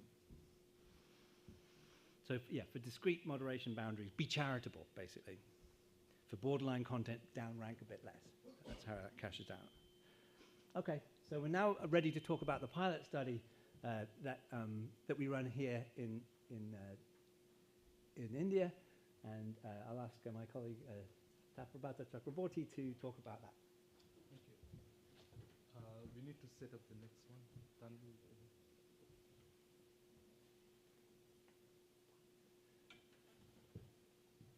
So I'd just like to welcome our fourth participant, Tanvi Ratna.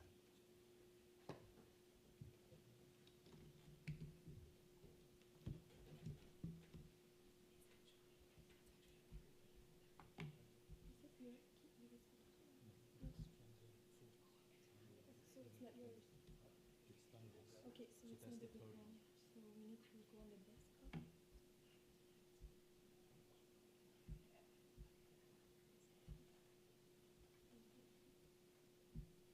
So this is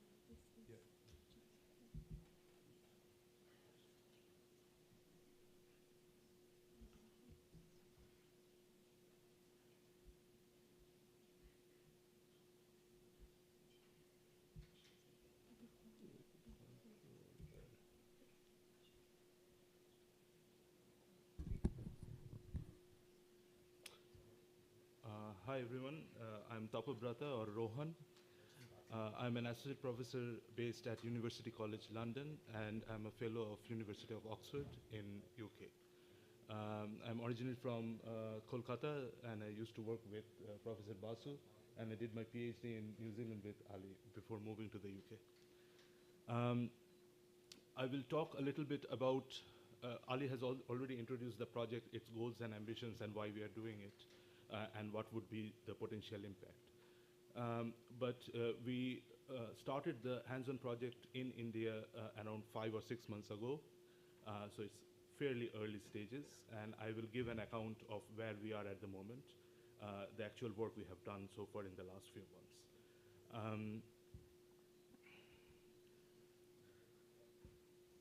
So I will skip a few slides which are common with Ali, and I will start from here. So the work that we have done this year for, before this summit, and we have produced a technical report for GPay. If you go to the GPay website, the full report is available there with way more results and quite a comprehensive report, which is freely available there. So we curated a total of 1,000 tweets as a starting point, 600 related to the 2019 general elections in India, political tweets, and 400 tweets related to the 2022 state elections. We selected 10 annotators to start with, and we tried to maintain a sort of broad background of the annotators. Of course, 10 annotators are not enough to represent the demographics of India, but it was a starting point.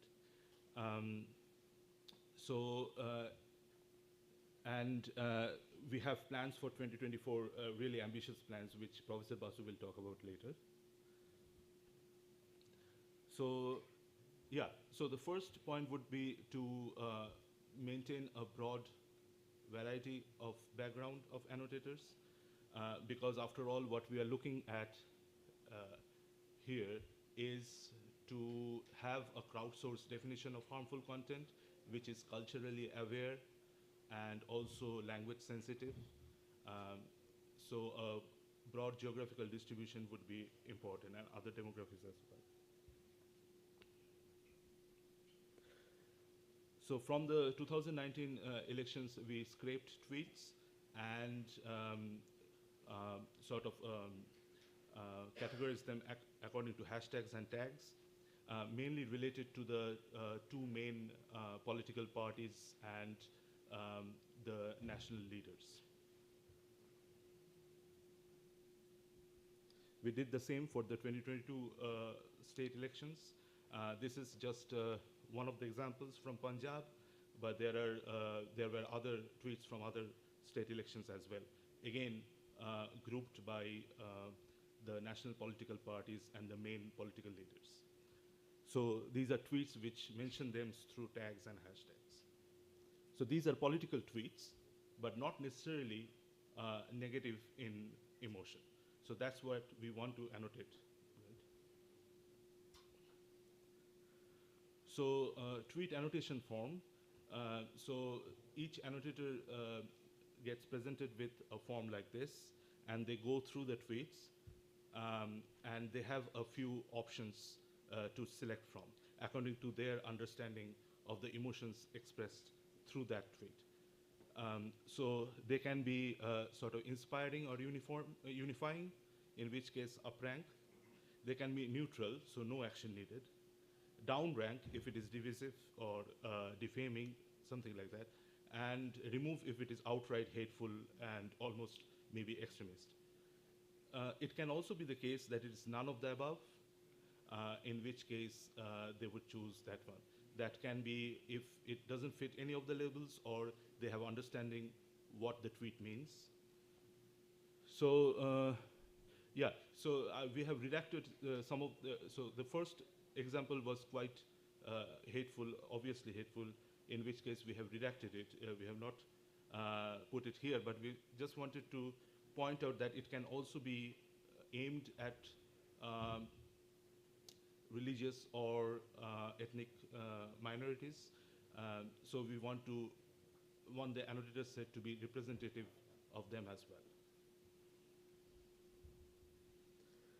So when so we created our own sort of annotation platform, and when the annotator logs in, they are presented with a user dashboard with a sort of guidelines on how to go about it. So this was developed in-house. Some very basic results from the last couple of months of work on this. This is very much a pilot study at this point. So sort of as expected, most of the pie chart is agreement and disagreement by a degree of 1. By a degree of 1 means out of the 4 options, the disagreement is by 1 degree. So it might be inspiring as opposed to neutral, or neutral as opposed to down rank, something like that.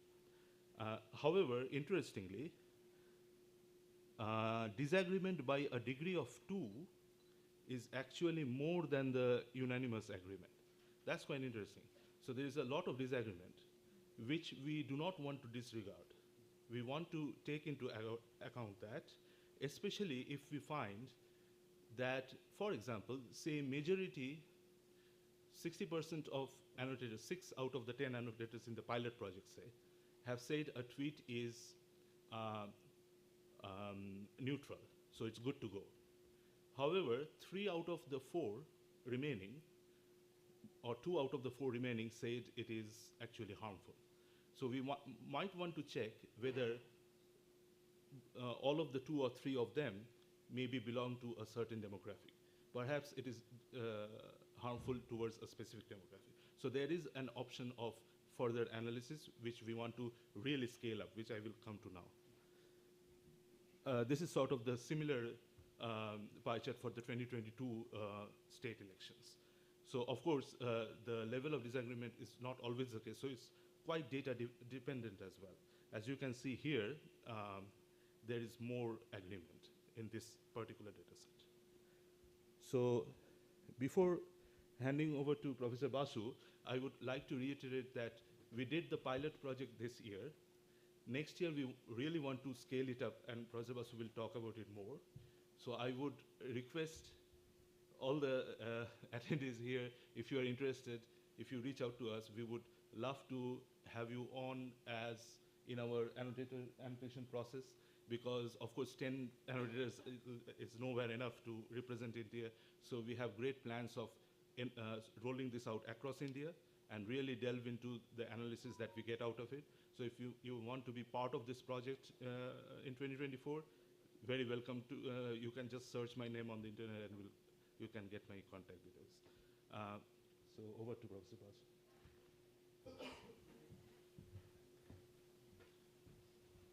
Good afternoon, everyone. Thanks, Tap and Ali. So,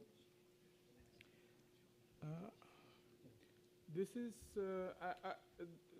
we have already discussed like what we are up to. So we are trying to moderate the, trying to identify the hateful or harmful content in social media. So there are two aspects that we are trying to address here. One is about the tweets, and another interesting subject that we try to address is memes. So memes are also like they're really gaining popularity. So in the initial pilot, we in the first couple of months we developed the platform, but we could manage to work only on the tweets.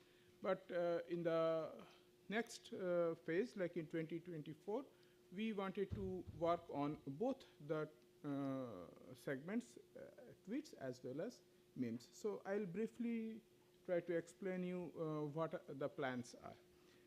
So the major roadmap ahead for 2024 is to scale up. So as we discussed that in the first phase, we worked only on 1,000 tweets, but please remember we developed the complete platform, the annotation platform we developed in-house, and we accumulated 10 annotators, and every annotator actually marked all the tweets. So 1,000 into 10, like total 10,000 annotations were there. So in next phase, we want to build or we want to go into the larger data set, and we also want to increase the number of annotators and adding memes along with tweets. As you can see that there are really interesting memes that you can see. Some can be really inspiring, some can be really confusing. Like the second meme on the right, I can show that if we talk about demography, some people from Gujarat and some people from Maharashtra, they can address it in two different ways. So how we have comments and how we actually address these aspects. So memes are more visually appealing and they have more impact to the society. So we are trying to address both the aspect and then develop AI classifier for content moderation. That is also in our plan. So depending on how much we can achieve. So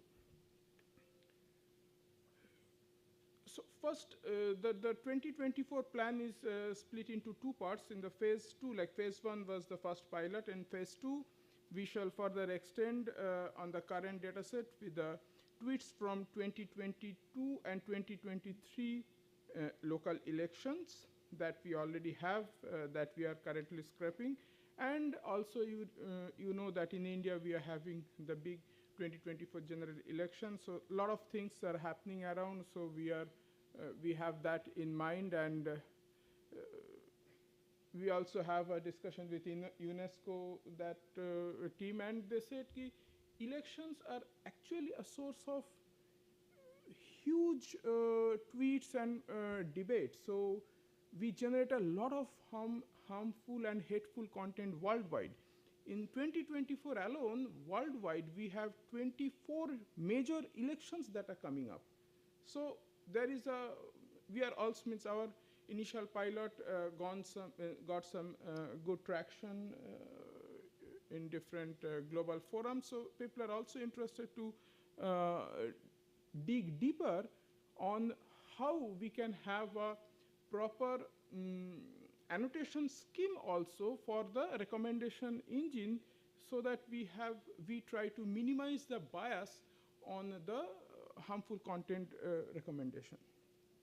So unlike before, where each tweets were annotated by all annotators, if we increase the number of data sets, so we are trying to say that they will be sparsely annotated.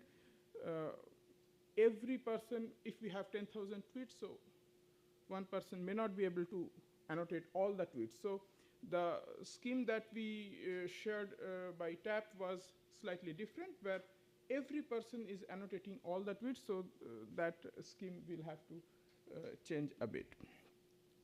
Now, we shall expand our custom-built annotation platform to include political memes and set up the annotation protocols for the same. So, see, the text and the visual context really can differ. So, what do you mean by on fire? So, fire is a English keyword. So, how do you annotate this? So, do you think this is inspiring, or it should be up-ranked, down-ranked, neutral? So people will have disagreement. So like Ali said, so we are inviting disagreement, and we want to actually see where the disagreement lies. So and disagreement is the inherent note in this concept. So we will see, we'll discuss this further, so that there is no single up-rank, down-rank concept. So there is a soft level and there is a distribution that we'll have to actually look into to identify the real definition of hatefulness. Okay, so then this Ali also discussed this, that we want to see, suppose there is a agreement, that is fine, but there is a significant disagreement. Now, if there is a disagreement, how do we get the distribution? So what we want to do, so our plan is to have a 1:1 comparison. Suppose you have two different memes, because I specifically did not include tweets, because memes are more visually appealing, and it will probably reach out to the audience better. Because see, some people actually in our some internal study, both the tweets, both the memes were somehow marked as negative by some people. But which one is more negative, or what is the, whether they are in the equal scale in the negativity range? So that we want to assess, and it's open to the public. So you can, if you are also joining the annotators pool, you will be given with this this kind of pair of tweets or pair of memes, and you must be there which one is more hateful or more inspiring. Those kind of options will be thrown, so that even within the negative range, what is the relative negativity, so that we can create a proper distribution of the annotation, which is and to enrich the soft labeling essentially. So this was up to phase 2, and in phase 3, the latter half of 2024, so we are actually planning to scope out to the relevant AI models. So essentially we have already started working, but the focus will be, we have kept the focus in the phase 3, do the groundwork on testing some of the existing open source content classifiers. So we will, the data that we are annotating, so we'll try some existing open source content classifiers, scale up the project nationwide across India to generate a crowdsourced, culturally sensitive and local language aware definition of harmful content in the Indian context. As you know that we are discussing throughout these 3 days that there are different types of content actually. English, local language, mixed script, Romanized Indian language. So there are a lot of things are there. So how we actually address those issues, so those are also local language aware definitions need to be built. Use the annotation distribution to generate soft labels and train the state-of-the-art AI-based content classifiers so that it fits back to the recommendation system. So building the train set, that the proper annotation system is the key, and that is the focus, so that we can actually train the available state-of-the-art classifiers to get something out of it as a recommendation. So we also have a pitch for our future plans. like beyond phase 3, so that is the really 2024, late 2024 and onwards. So how we can really scale up. So scaling up this annotation protocol is a real challenge. If you try to do these annotation is a boring task. So how we can engage people and how you reward people, how you can engage them into really do the task, the annotation task for you. So and how you ensure their participation, how you ensure the demography. So all these things are a real challenge. So we have some plans for credible opinion mining in a location-aware, identity-blind social framework. So we are trying to build a software, a mobile app, to be more specific, that we want to address at least 2 issues. That is the identity when you annotate. So identity of the annotator is a key aspect, and the second part is the location. So at least we can address these 2 issues. One is the identity; it should be identity blind, and the tool should be location aware, so that you cannot fake your location. Sitting in Delhi, you cannot say that you are actually annotating on a poll that is taking place in Bengal, for example. So those are the real challenges. So that we have some plans. We propose to develop a location-aware, identity-blind framework to uphold the ethical practices in information curation and mining. So we have specific use cases. So this software, we also did a little bit of pilot on this. So there are a lot of different applications. For example, we have exit polls. We have opinion polls coming up. Now, there is a election coming up in Delhi, and someone sitting in Kolkata, they are giving some opinions. Maybe even people who are abroad, someone who is a hostile country, they are flooding on different types of opinions. So how do you ensure that we have a system for which is location aware? So location aware identity blind framework is a need of the hour for large scale surveys, especially if we singularly take up election opinion mining. So that itself is having a huge use case, a very a lot of specific cases can be. So likewise, sample surveys, sentiment analysis, for all these use cases we targeted. So this is the general plan, and as TAP already said, we already have done some pilot studies. So this overall future scope is based on our ongoing pilot study on ethnoculturally aware crowdsourced definitions of hateful content on social media, specifically based on Indian context. So with this, thanks everyone. So over to Tanvi. So well, now, before we mine your guys' opinion, we'll need to get one last set of slides on the screen. So we're very pleased to have Tanvi Ratna, who we met here in the conference, which is really nice and serendipitous. So before we mine the opinion of you guys in the audience, we'll first of all hear some reactions from Tanvi when we got the slides up. And she's doing a project which touches on this, I think. So it's an interesting synergy.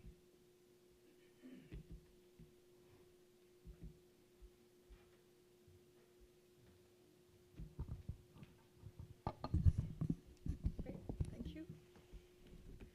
Hello, everyone. This study that I'm going to talk about today, it's not one that's out yet, but it's very much looking at this idea of feedback loops into models and how we can use more democratized processes for making model outputs, model governance better. So a little bit about us. We are basically a new age policy think tank. We're sort of a lab which is trying to innovate on regulatory dimensions, policy dimensions for emerging tech. We're called Policy 4.0. I'll talk a little bit, I think, yeah. Yeah, there were some different slides on that, but no problem. So my background is that I'm an engineer. I am a policy analyst. I have some experience with political content. I actually worked on the general elections of 2013, 14. So fairly familiar with, how narratives are built and all the spin that goes into content. I since then worked at Ernst & Young. I've worked on the India stack, and I am an engineer and policy person, right? So what we're trying to build with Policy4.0 is basically a new age think tank. We are trying to combine engineering and policy expertise. We have a fairly global footprint. We are very niche that we focus on emerging techs. We focus on crypto, CBDC, AI, and DPI work at the moment. On AI, we've been part of some consultations, even with the EU AI Act at the European Parliament. We have the study coming up. We've been fairly active with the Indian government in like capacity building, research, and other aspects. So just coming to the study that we had undertaken, and which is coming to many of the similar conclusions as Professor Knott, we basically benchmarked for the government all the major regulatory frameworks around artificial intelligence that exist today. So we studied 6 countries and the EU. So the US with the executive order, which was a big news. I think a lot of you would have heard about it. Also their earlier roadmap with all these state level clusters that they were setting up.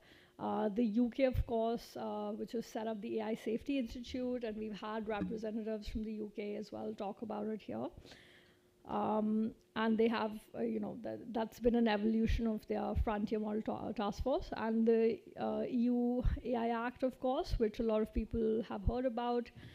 We also looked at some of the smaller countries which have been doing very innovative things, so we might not look at them enough in India. Like the UAE has this AI ministry. That AI ministry has been doing a lot of very interesting things. I mean, those of you know, if you know the Falcon model, the open source model, or JESH, which is the Arabic language model, and they're doing this hub and spoke approach across their government, where you have a very deep ministry, very deep in AI, which is helping with capacity across the government. Singapore, of course, is doing, Singapore and China, I think China has been very different. Like, it was actually the first major country to bring out framework, even though the EU was earlier in terms of tabling their act. China actually passed the first real regulations on AI, right? And China took a very different approach. So EU has this blanket law, which is, kind of applies across the board. What China did is take up very specific pieces that they then start building guidelines around. And China is focusing a lot on benchmarks and building more, building more testing for models, building more explainability around models and things like that. And Singapore is on a similar line, right? So we kind of studied the landscape across the world. And sorry, I don't think this is the latest set of slides, but okay, I think what I was trying to say here is that AI regulation is going to be very different from other kinds of tech policy that we've built around the world. One is because AI is self-learning, all right? So it's not like other technologies. It's kind of, it's moving very non-linearly. It's learning things in ways that are not always human-directed. You don't always know how the model is processing things. You don't know what objective functions it's responding to when you ask it a question. There are many unknowns in AI compared to other technologies, right? So there are many things in how the LLM arrives at an answer, which the model makers also don't know. Not many people around the world know. There are also unknowns in the business model, right? So we don't know what kind of applications are going to come up. How do we regulate for the future that we don't know, right? So I think I'll just skip over these things. yeah, essentially what we arrived at after looking at all these countries is that the government framework is really not well set up to respond to AI. So ours was more of an operational study, which is looking at how governments are preparing themselves to regulate AI.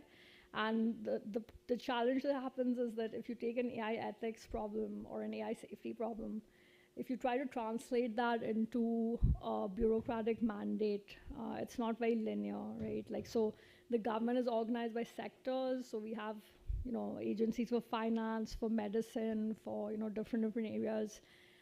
We have agencies for certain risks, whether it's national security or otherwise. We don't really know how to map these problems of like AI ethics into departments, right?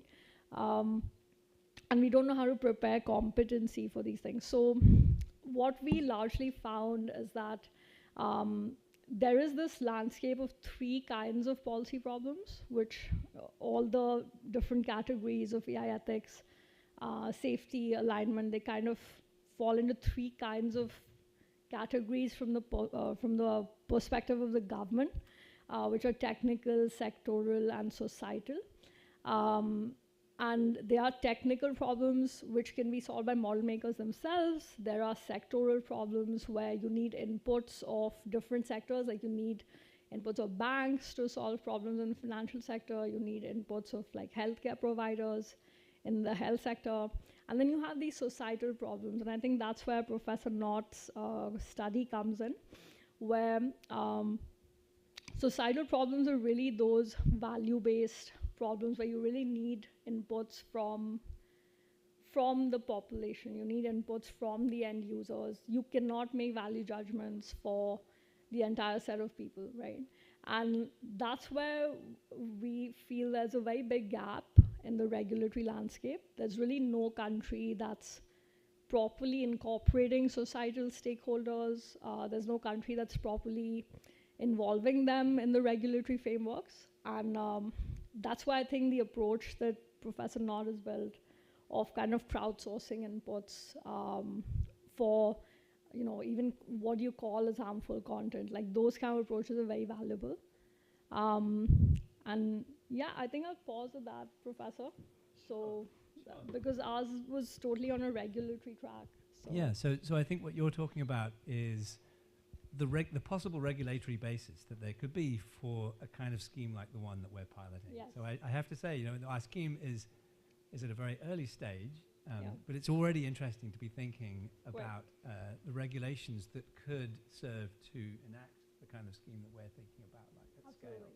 So thank you very much. So we'd like now to open the questions to the room. We're very curious to know what you think of this. This is very early stuff, and is this going to work? What problems can you see? Can it be misused? So all of those questions. So maybe I'll go for you first and say that you. Yes, I'm not sure. Do we need a microphone? Yeah, everyone can hear, I think. Yeah, I think we're fine. Not here to give you any advice, but I came as a journalist. I work for the French media, and I'm really interested in the. Really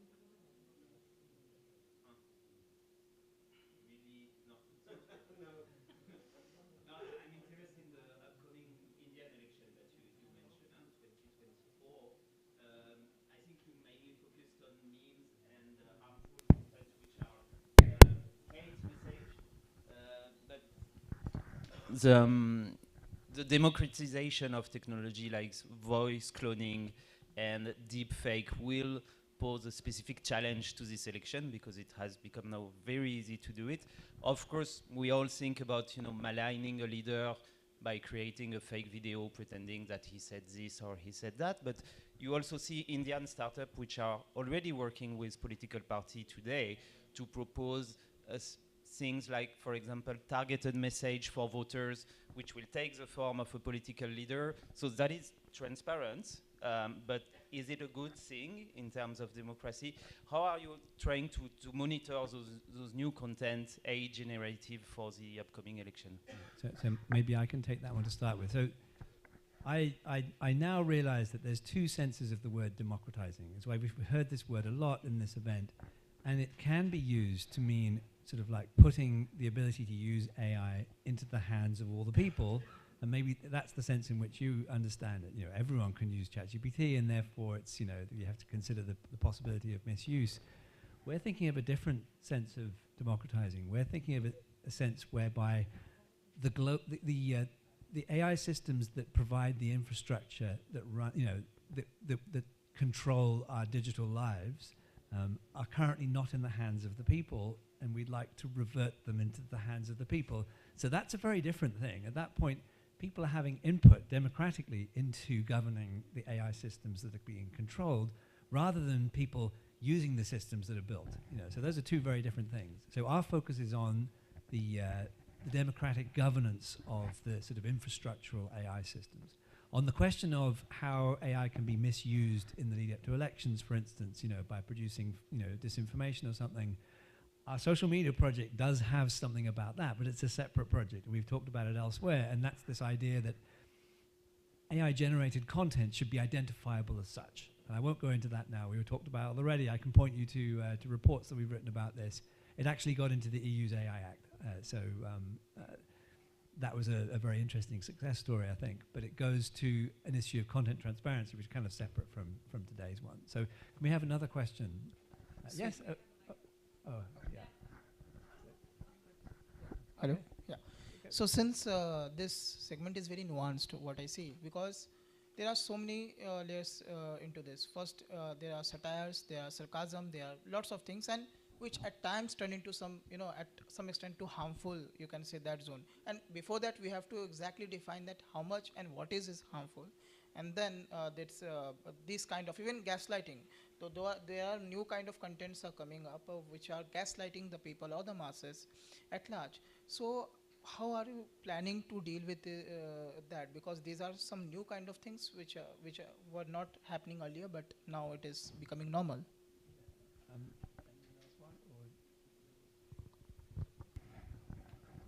Yeah. So as we showed in one of the slides, we have sort of starting guidelines for the annotators. So which gives a very general idea of what kind of stuff they might come across. And then it is assumed that if we have a broad enough base of annotators, we will be able to pick up a good range of annotations on whatever the content might be.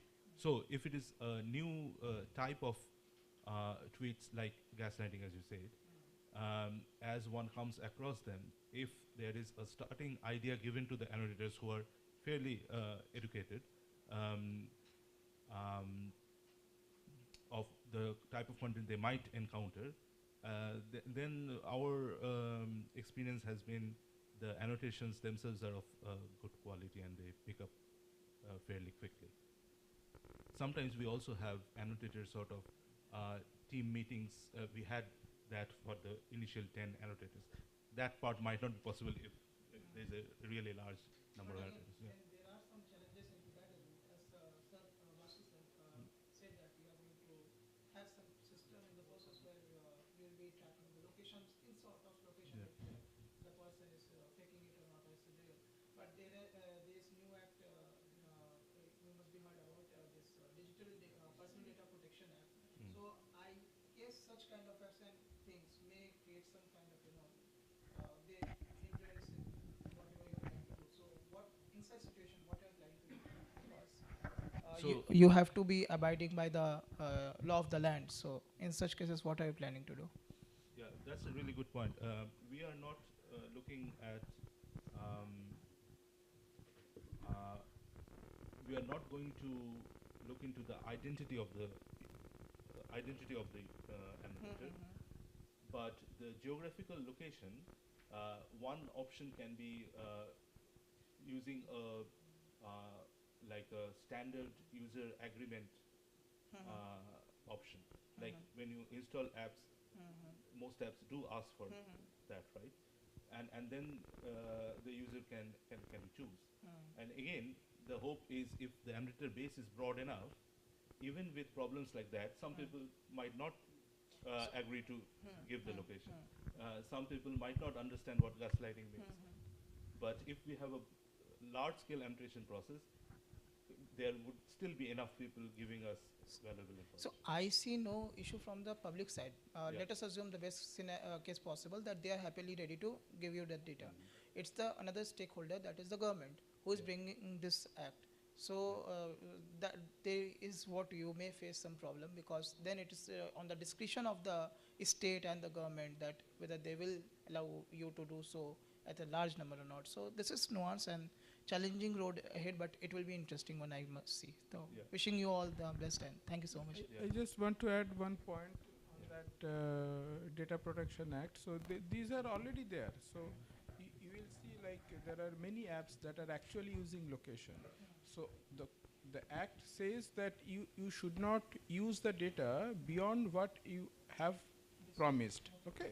So that is because location data, many apps, if you want to share your location through WhatsApp, so you are allowed to do that, right? So, but if WhatsApp uses that for a purpose which is not defined, so that is the legal aspect. So in general, using the location data is not an issue as long as you define the purpose in the disclosure. Okay, and the party who is sharing the data, that information, agrees and binds to that. Okay, so beyond that is a legal issue, of course.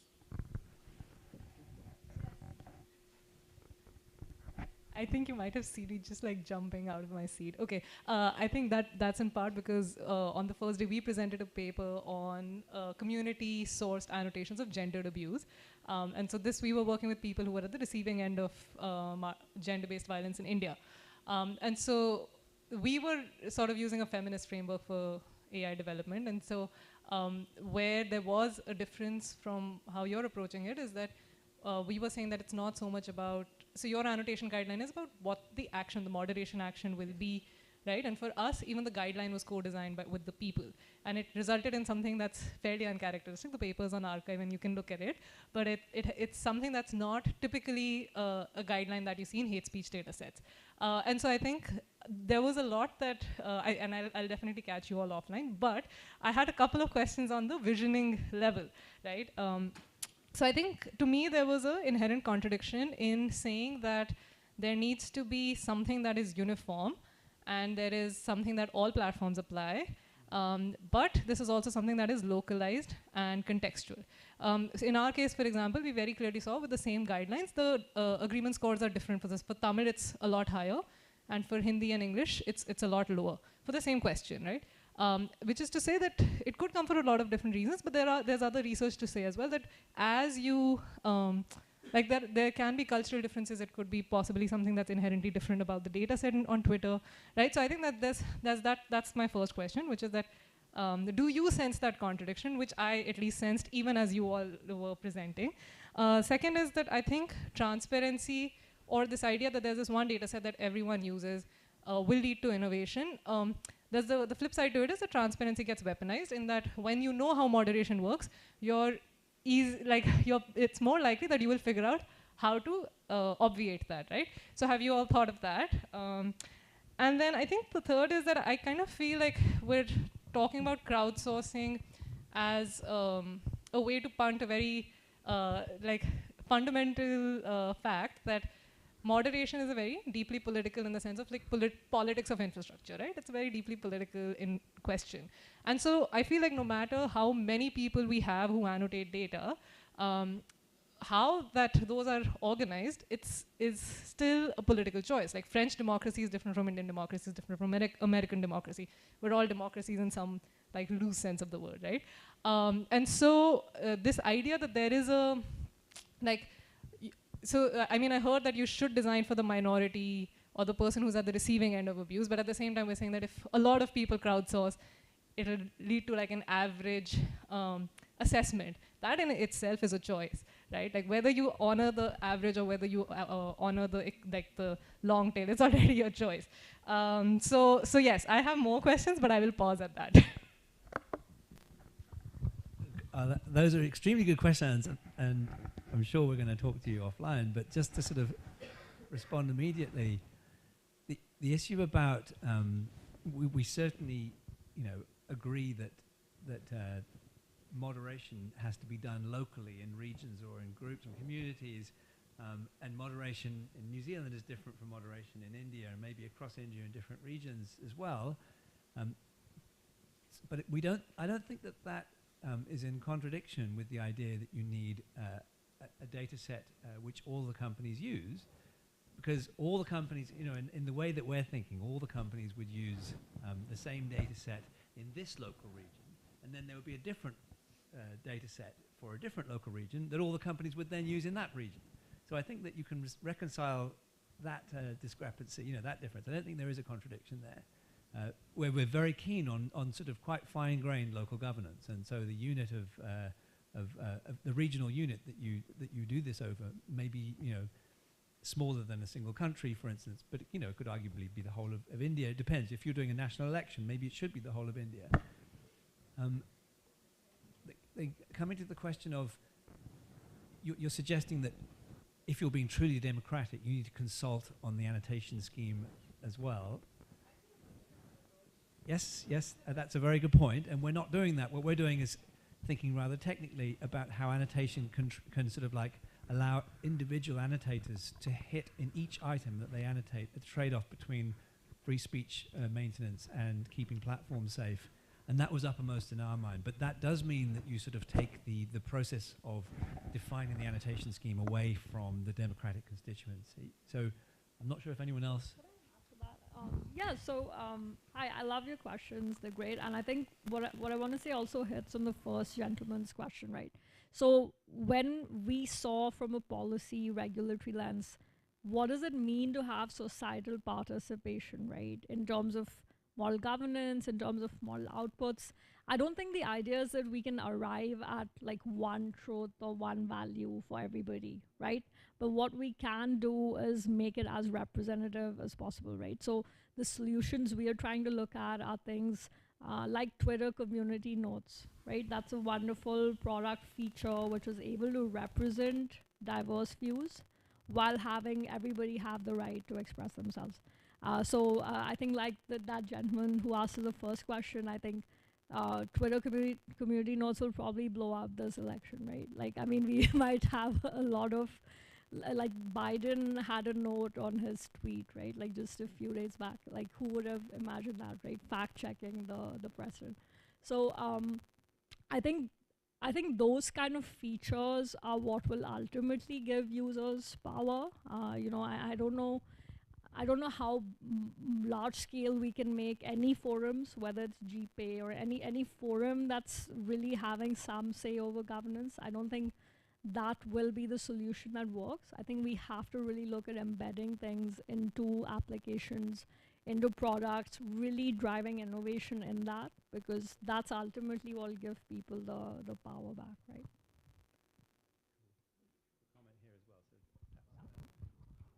I will add something to your third question regarding taking an average decision on the annotations, whereas more fine-grained on particular demographics. I think I touched a little bit on my section of the talk is you can look at the top 3 sort of annotations on a particular tweet or meme. And you can look at the largest one as your sort of majority vote. Or take the average. But if you look at the largest one, you can take a conditional decision as well based on your second and third highest annotations. And if you look at the second and third, and if they are sizable, then you might want to look into why they differed compared to the majority. So you can have a combination of both on more nuanced ranking.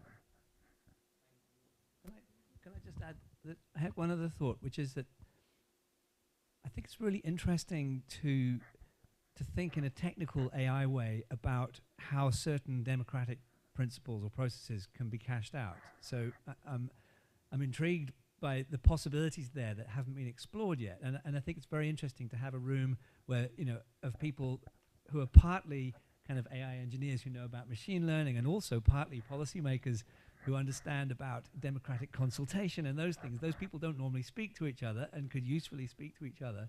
So I just wanted to reflect on one of your other comments or questions, which was about the idea that democracy might play out differently with this community and this community, or in this region and this region, and what might you have in a system such as ours, which sort of implements something like that in a technical sense. And I'm just intrigued by those questions. I don't have any answers, but it's a useful question, I think, that we will take away with us. So who's next? Maybe you first? Okay. And then you.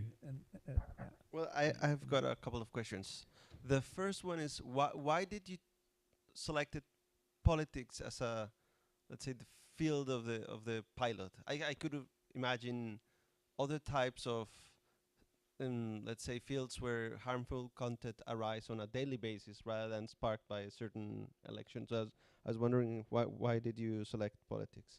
And then the second question was, and it's a bit related with the previous questions. Ali asked at the beginning whether AI is a public infrastructure, and then I started thinking whether content classifiers could be at least a public good. And we think, yeah. And then the immediate question was, well, carrying out massively what you've done would imply a lot of resources. Who would fund that? And things change, so you couldn't keep the classifier forever, but things would evolve. Oh, you have to keep the data set fresh. Yeah. So in terms of how it would be resourced, the idea is that Tanvi would set up a regulation which requires social media companies to take their annotation budgets for harmful content classification, training set curation, and bring all of those budgets into a single budget that's administered publicly and creates a single classification. So I'm being a bit frivolous, but of course the idea is that you would somehow redeploy the budgets that the companies already have and maybe add something as well on top, but that's the sort of idea. But we are also applying for grants. Research grants. Slide in my presentation, that was essentially a pitch that we are pitching actively for development of the scaling up of the thing. But coming back to your first question, that is an interesting point, that why political?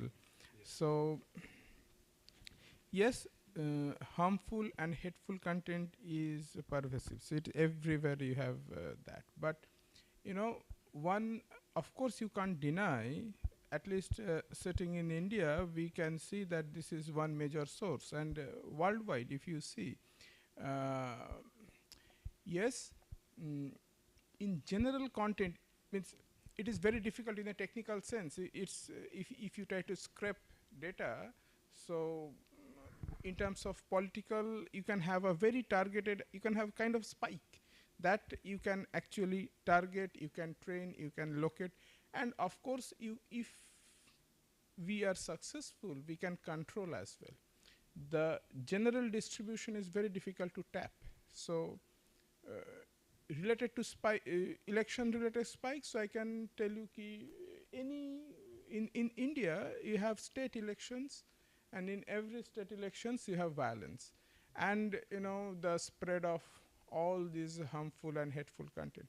Forget about India. We have elections coming up in US and major elections in everywhere. So you just see the election-related tags and election-related news, and you will see the spread of hatefulness that you can very easily target and possibly you can monitor as well. So that was one of the reasons to initiate the pilot study. Yeah. So elections are coming up in the US and Israel as well. I'm sure similar situation will arise. I will add though, so we didn't mention it in details because it's not a GPA project, but Ali is also working on a similar project in New Zealand, which is looking at hateful content towards the rainbow community. So yeah. No, I was just saying that even from a policy perspective, that's also the more interesting problem, right? Like I think in many areas of crime or internet abuse, like we have consensus also around many things that this is a bad thing or this is what violent behavior looks like. Like, we don't have that in political problems, because it's and if you can solve for that, like, that's a very big problem to solve. Like, yeah. Could we go to you now? I think you were next. Hi, my name is Kasha. I'm from Logically. We also work on disinformation and misinformation, and we have a separate fact-checking team which works with platforms for third-party fact-checking. One of the things is, because if the idea is to try to have more democratization of the process of trying to find out what is a problem, what isn't, given the kind of trends we've seen in the last couple of years, where the entire concept of fact-checking and sort of moderation itself has become so fraught, where you are having on the same set of issues so many different views, what's the plan to deal with that? And I think the easiest example is looking at the way we're looking at stuff in the Israel-Hamas conflict, where you have very strong views about certain things being considered anti-Semitic, very strong views on the other side saying, no, we're not trying to say anything related to that. How do you solve that in a system which is based on sort of crowdsourcing that, or getting larger groups of people to do this? How do you solve for that problem? Yeah, that's a great question. So Tap alluded briefly to one of the things that we're thinking of, but we're open to other ideas. So we are certainly, if we have a large pool of annotations in this hate speech classifier data set, then you can analyze it to see who's out there, and what you'll find is clusters. So you'll find this group of people who have this pattern of annotation, and this other group with this other pattern, and so on. And so there'll be different clusters. And one very powerful thing that you can do is to look for any tweets or any content items where there is agreement between these groups of people who tend to classify differently, because at that point you have the idea of genuine consensus, whether it's a hope item, that everyone is saying should be upranked, or a downranked item that everyone agrees across these different groups should be downranked. You can pay particular attention to those things. And that's a principle which, potentially through the sort of nudging that happens, with, promoting certain things and downranking certain other things, might move people in the direction of consensus or towards kind of productive conversations. That's an aspirational idea. But I think that the idea of analyzing the pattern of annotations that's out there and then being informed by what you find is kind of as far as we've got so far. Just if it's okay, just to add a follow-up onto that, if that's fine. I don't want to take up other people's question time, if you have the time for it. Is that, the issue is, I guess, a lot of things you might be able to nudge that up, but where it's a clear political divide issue, and especially in the context, since you guys have already been looking at the political side, you'll have seen this, is that sometimes you can't move that dial, like, at all. So is the solution there to have sort of experts step in to make a decision on that, or, or will you? Yeah, great question. So we'd love to know from other methodologies. So we are not experts in the sampling process that are needed here, and we want to gather insights from other people. So Professor Basu already mentioned opinion polls, and we'd like to talk to opinion pollsters whose whole game is to accurately gauge and survey public opinion. We'd also like to talk to people who convene citizens' juries. So we're working with people in Ireland who convene the citizens' jury in Ireland around the legislation around abortion, for instance, how they pick those jury members and how they train those jury members, how they brief them prior to their decisions, and how the discussions were arranged. We'd like to learn about that as well. So we'd like to sort of get into some of that civic stuff as a way to inform the methodologies that we use to sample and then train annotators. I'd like to add to that. So, in policy, or there's this whole field of what's sort of called GovTech, which is coming up, and I've seen it very closely in the blockchain Web3 industry, where I used to lead blockchain at Ernst & Young in India, and what we see when you have these kind of patterns, when you have data on what people want to agree on, disagree on, maybe something interesting that can be done is you identify thresholds, up to which people kind of decide amongst themselves.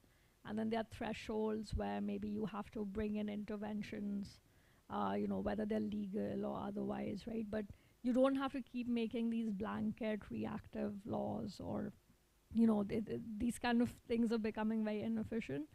And I think there's so many, like we had, for example, in income tax, a very interesting example where, there's this whole there was a thread of thinking in India that can all the taxpayers have an association because there's such few taxpayers, like, compared to the whole population, even though that's going up.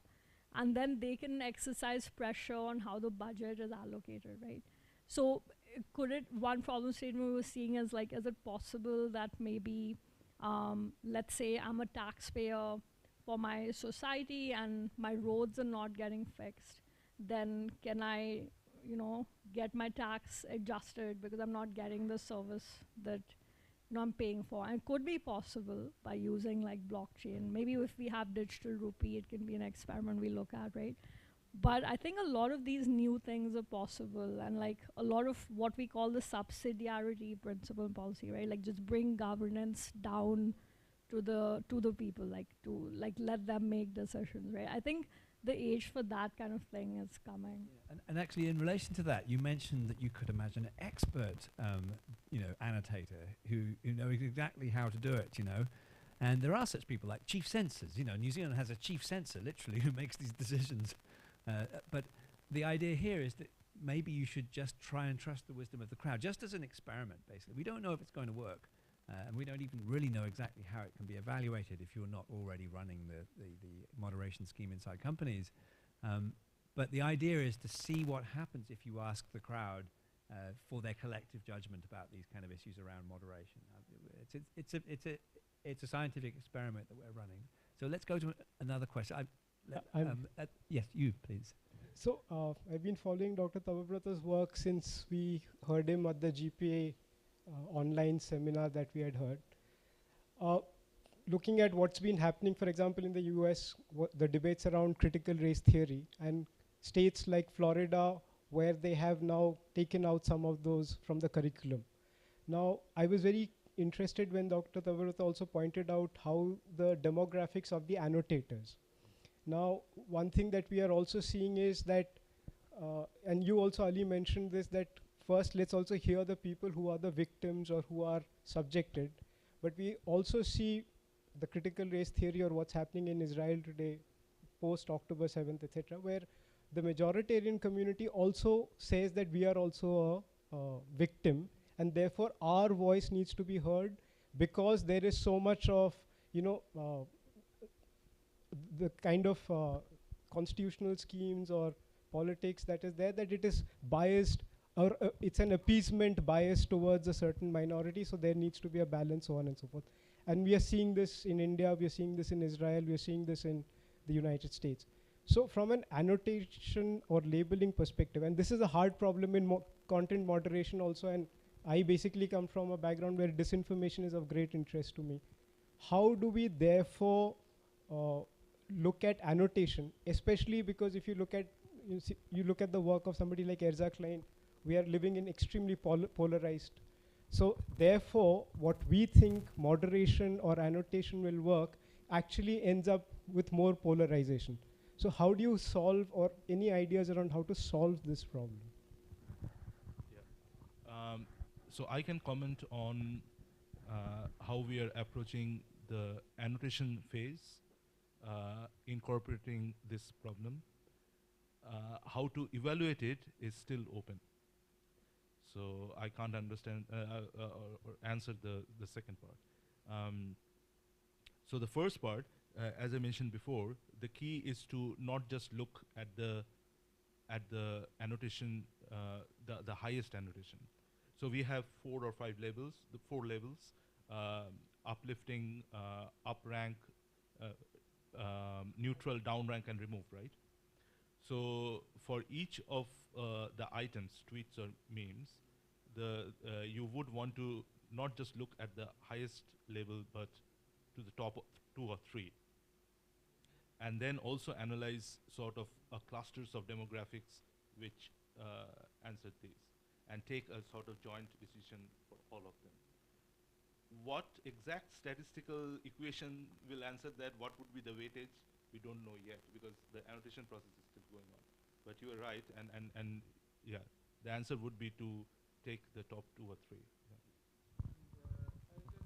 To that, it is of course a big challenge when we are targeting in phase 2. like when we scale up, what will be the distribution of the annotators, like demographic distribution. So right now what we are doing, we have control over the annotators, like who are annotating the thing. So we carefully chosen the demography and ethnicity, etc. So the educational background and all. So when we throw this open to the public, it is also like kind of an open problem for us also, like how we can handle this so that there is enough representation, as you rightly mentioned, that whether there is an appeasement or who is, whether there should not be any bias. So the major challenge for which we are sitting here and talking is like there is a bias, right? So that the bias is the major challenge in AI, because annotation is the key. So we are all talking about supervised learning. So supervision is like how you bring up your baby. So upbringing is the key. So if you do not give the right upbringing, so it will not behave properly.